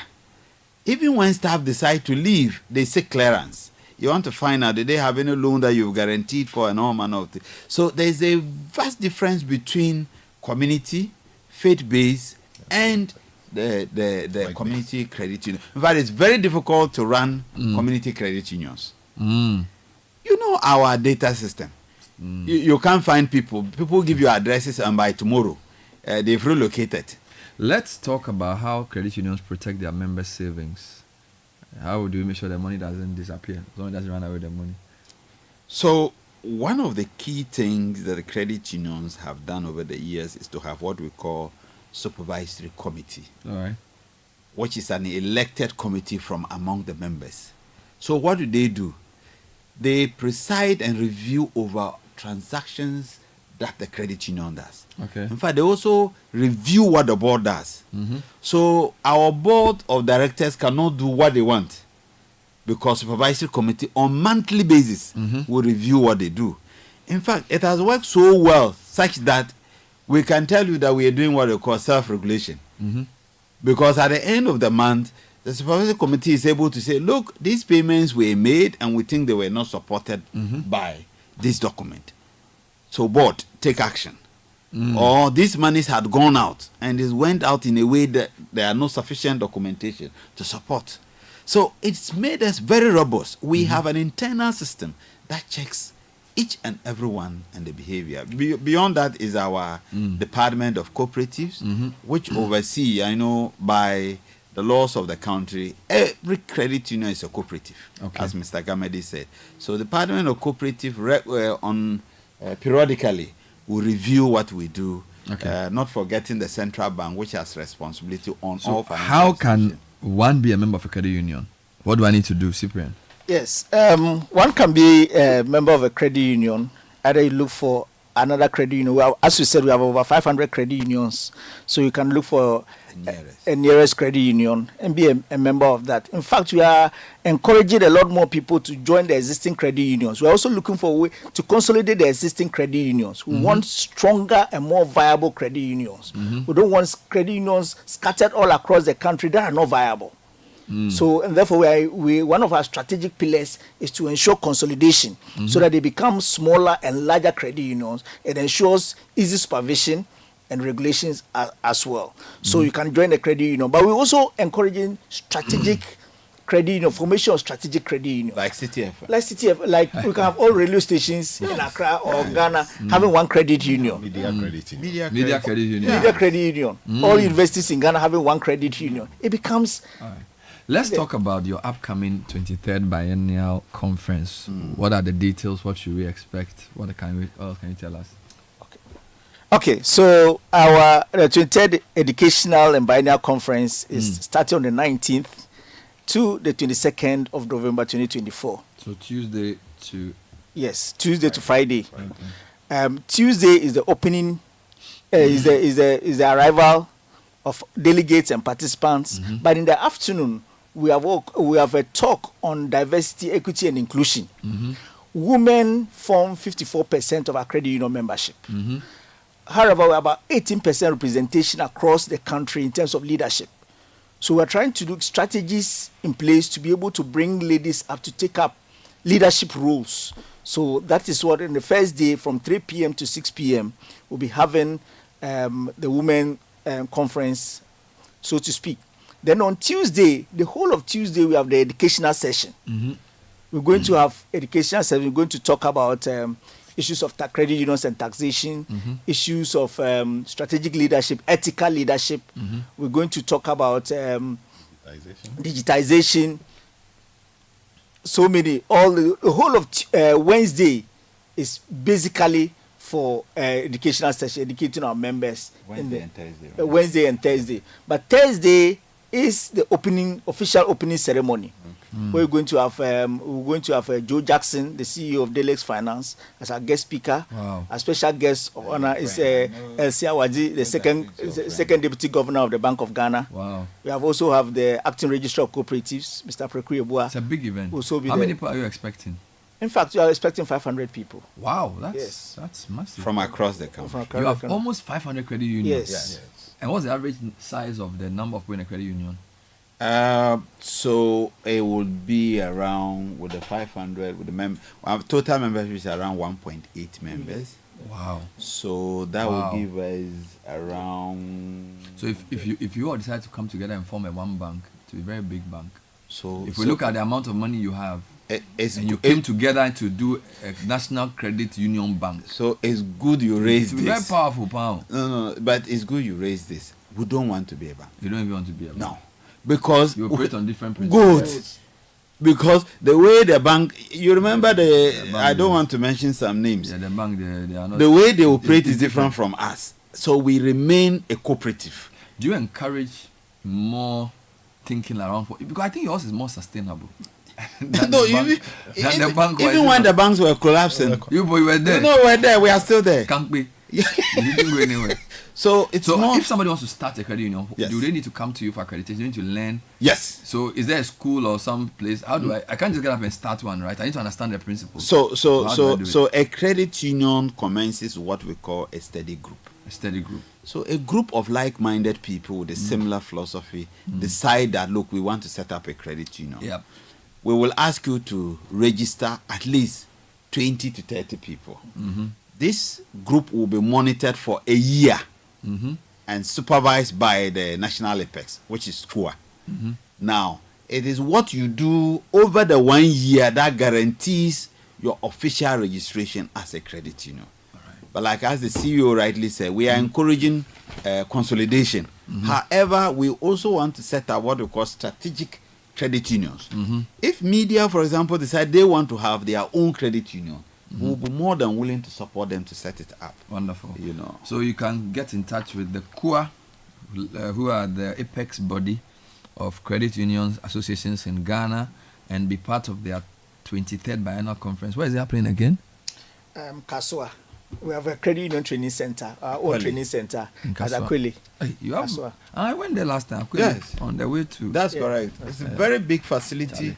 A very big facility. No, you guys should do from. Well done. I hope you'll be there. No, I haven't been invited. I don't go to place. You haven't invited me. You just told me about it. My CEO in mind. I don't get up and just go to. How do I just get up and go to a program because you need to promote credit unions? I'll come and pick him. Really, when you go to some of the countries, you see that the penetration rate of credit unions. So I should promote credit union. You have to. I have to. Just imagine that almost 2 million people are credit union members. So you put it to me. Yes, I'm putting it to you. That is an assignment to you. I hear you. Hey, credit union, Mr. Gamade. Family. For push credit union. And that's our slogan. If you say credit union, we respond happy family. Credit union. Happy family. Charlie, you are big. Hey! We are taking steps to register you after. No, me if I want to form one. Yes. My village. That's great. That's great. Dr. Bibi Begab, my old friend, is now the president of the School Limited. No. He's the national board chairman. No, don't forget. The biennial, we're going to have change of hands. So you are handing over? I'm doing handing over this year. But Bernard, you guys have played a role in what we have traveled the 4 years. So we should be there. And you should be there. Okay, we want to send thank a you. reporter. To Fred, send Calvis to go and report credit to you. Yes. Cyprian and Gamade, thank you for being on the show. Credit. What's the most? Credit union. Happy family. Credit union. Happy family. Happy family. Credit union.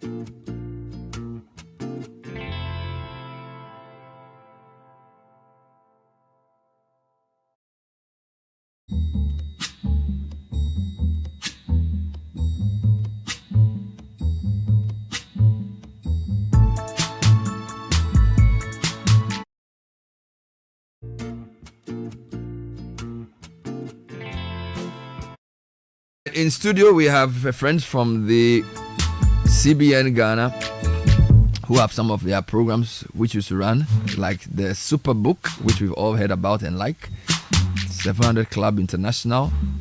We also heard of Turning Point, Living the Life, and Heart to Heart. And they're here to talk more about what they do. So Kwesi Michael Bobo is a national director. Linda Jemfrajan is a partner relations officer.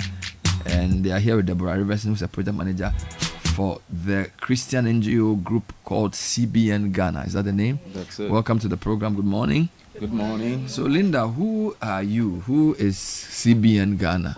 Right. Good morning to your cherished listeners. Morning.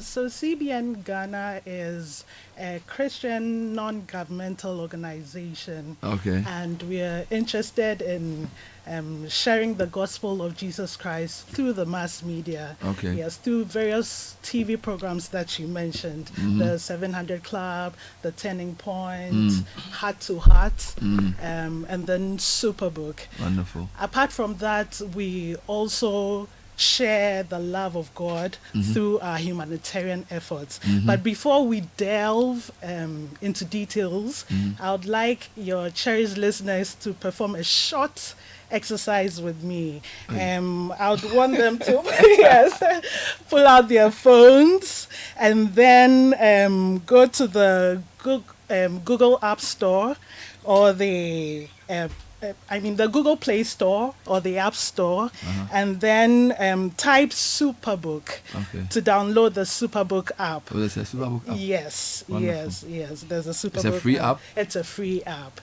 Over there, you will have access to watch free Bible episodes. Wonderful. Yes, and then solve Bible trivia or brain busters. There are fun games also there. Yes, for your kids and even for adults. I study using the Superbook app as well. Yes. Wonderful. So talk to me about what you do, Michael.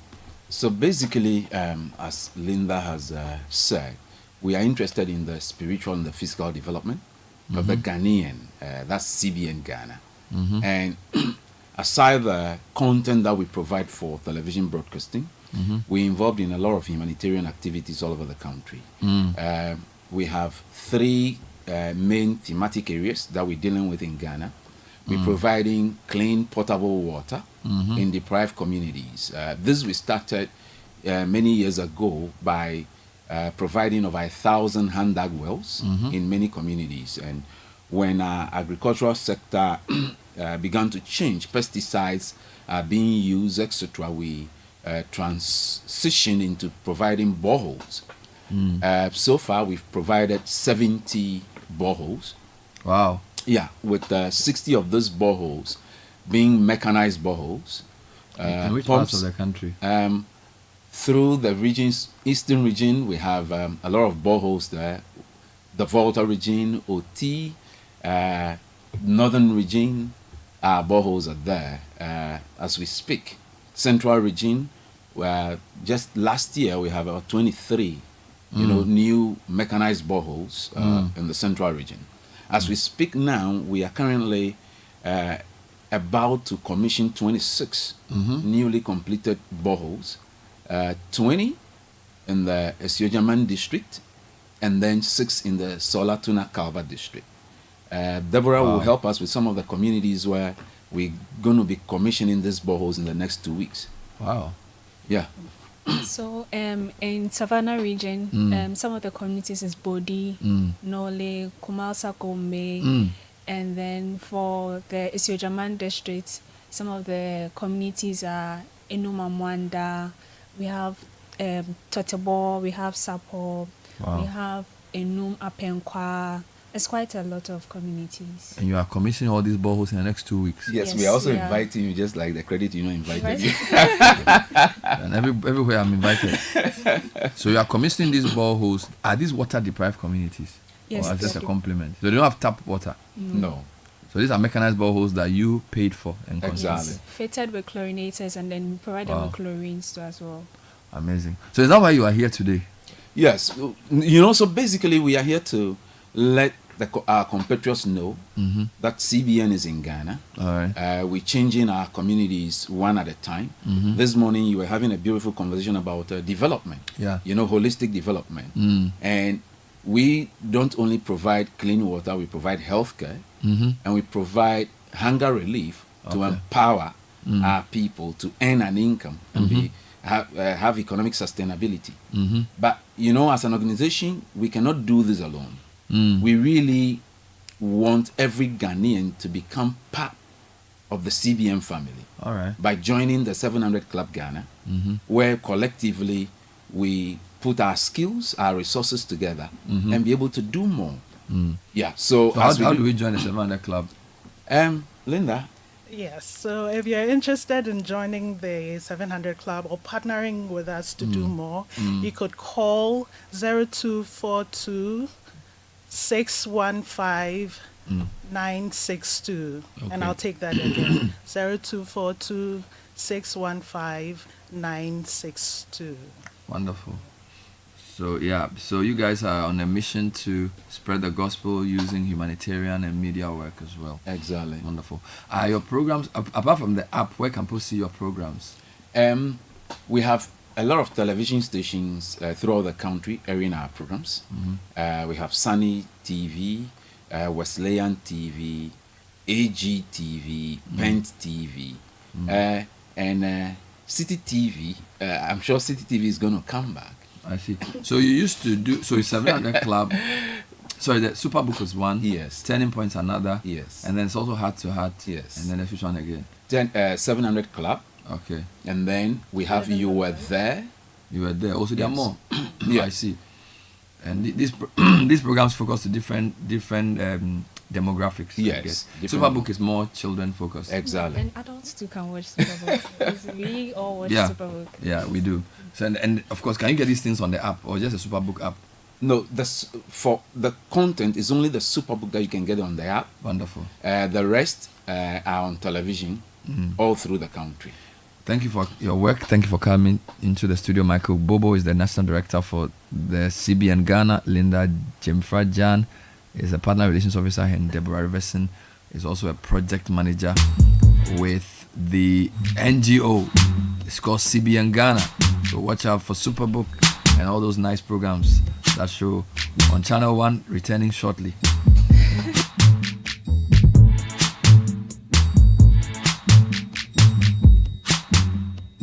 This is the Citi Breakfast Show. The The city's biggest conversation.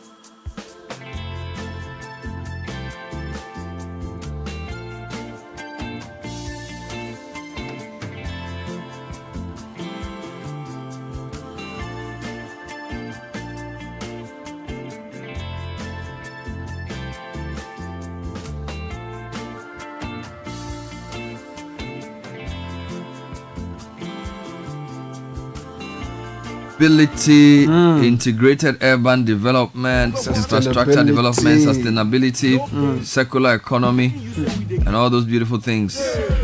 Lots of views being expressed. Here's an interesting one. Thank you, Bernard.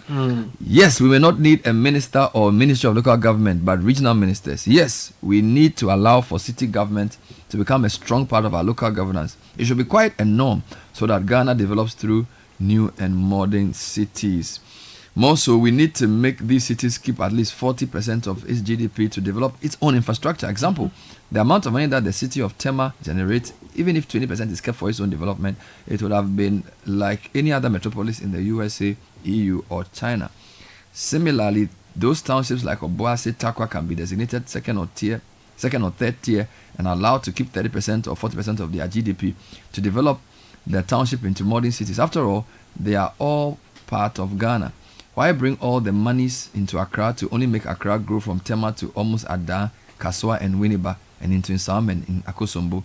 You and I don't come from Accra, but we found it useful to stay and live here forever. Similarly, if we create another Tema in Accra, people would love to go there and stay permanently. Okay. If truly 1D, 1F is workable, I would prefer that all over the 260 districts rather than the 1D, 1Fs cluttered around these new cities. For instance, Obuasi received 30 1D, 1Fs, Takwa, same, Aplao, Hokwe, etc. This could be the alternative to the 1D, 1F through the development of special economic zones. Things must change. We can't keep doing the old things and expect new results. This is from Mark. A very long message. Trying to stop me, then Uber break. I've been rocking since last year, trying to eat my cake. But can you imagine the cathedral pit is converted to a 30-story building, just like in China, with say 10 or of 2 bedrooms each per each floor, and is put up for rent by government?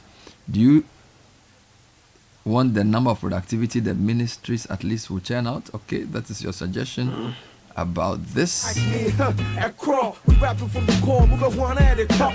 Bernard, good morning. Trotro doesn't operate within the council of the Volta Regional Capital Ho. To the best of my knowledge, I stayed there for at least 3 years. Some time back, they only commute passengers from Ho to other towns outside Ho, strictly taxis, etc. Within the whole township itself. The whole people can confirm or contrast if what I'm saying is not true. This is from KGB. Alright, Bernard, there was a day my siblings were traveling from Accra to from Accra to Anglo Afiada in Keta municipality. They set off from Accra at 5 a.m. and got to their destination at 11 p.m. The traffic at Miocho, I hear, was unbelievable. You could be stationary for 1 hour and only move for 1 minute. You can imagine bumper to bumper traffic from Citi Brothers all the way to Ada. It was just crazy. I was told, Charlie, I heard there were about 3 dead bodies being taken home for burial, and because they got to the destination almost at midnight, they had to keep the bodies at home for burial on Sunday instead of the planned burial on Saturday. Wow. We have to be deliberate and use data in solving our problems. Wow. Have a great day. This is from Blessed Benny. What's the best time to use that stretch on weekends? Because I'm planning of a trip one of these weekends. The best time is never. It's crazy. Yeah. A few more comments that are coming in. But yes. Before that, a happy birthday greeting coming in from your daughter, Tracy Oseye Sibe, to Mr. James Mason, who is a customs officer at Airport Interchange retiree. Congratulations to your well-deserved retirement. Thanks for impacting my life. God bless you is the message. This one says, I disagree with Maximus. Transport infrastructure is planned holistically. There are 10-lane roads planned 50 years ago with rail in cities in the US. Germany has a comprehensive road and rail infrastructure. Okay, this is Tony Intiado. Good morning, Bernard and team. I have a question regarding how the manifestos of our political parties align with the National Development Plan. Wouldn't it make sense to set aside a national development target for all the political parties to follow? For instance, we could have a mandate for any governing party to complete at least 40% of critical areas such as A, B, and C from the National Development Plan. Vera from Community 18 send that through. Please, why are we proposing that trotters must be allowed into the CBD. No, that's not what we're saying, Pani. You got it wrong. I live in Deftraco Estate Community 25. My kids used to attend school in Tema, and we have to leave home at least by 6:30 a.m. in order to avoid the traffic, but we still end up in traffic for almost 2 hours anyway. We had to change their school to a school near home because the traffic on the Community 25 stretch in the mornings and late afternoons was having a toll on the kids.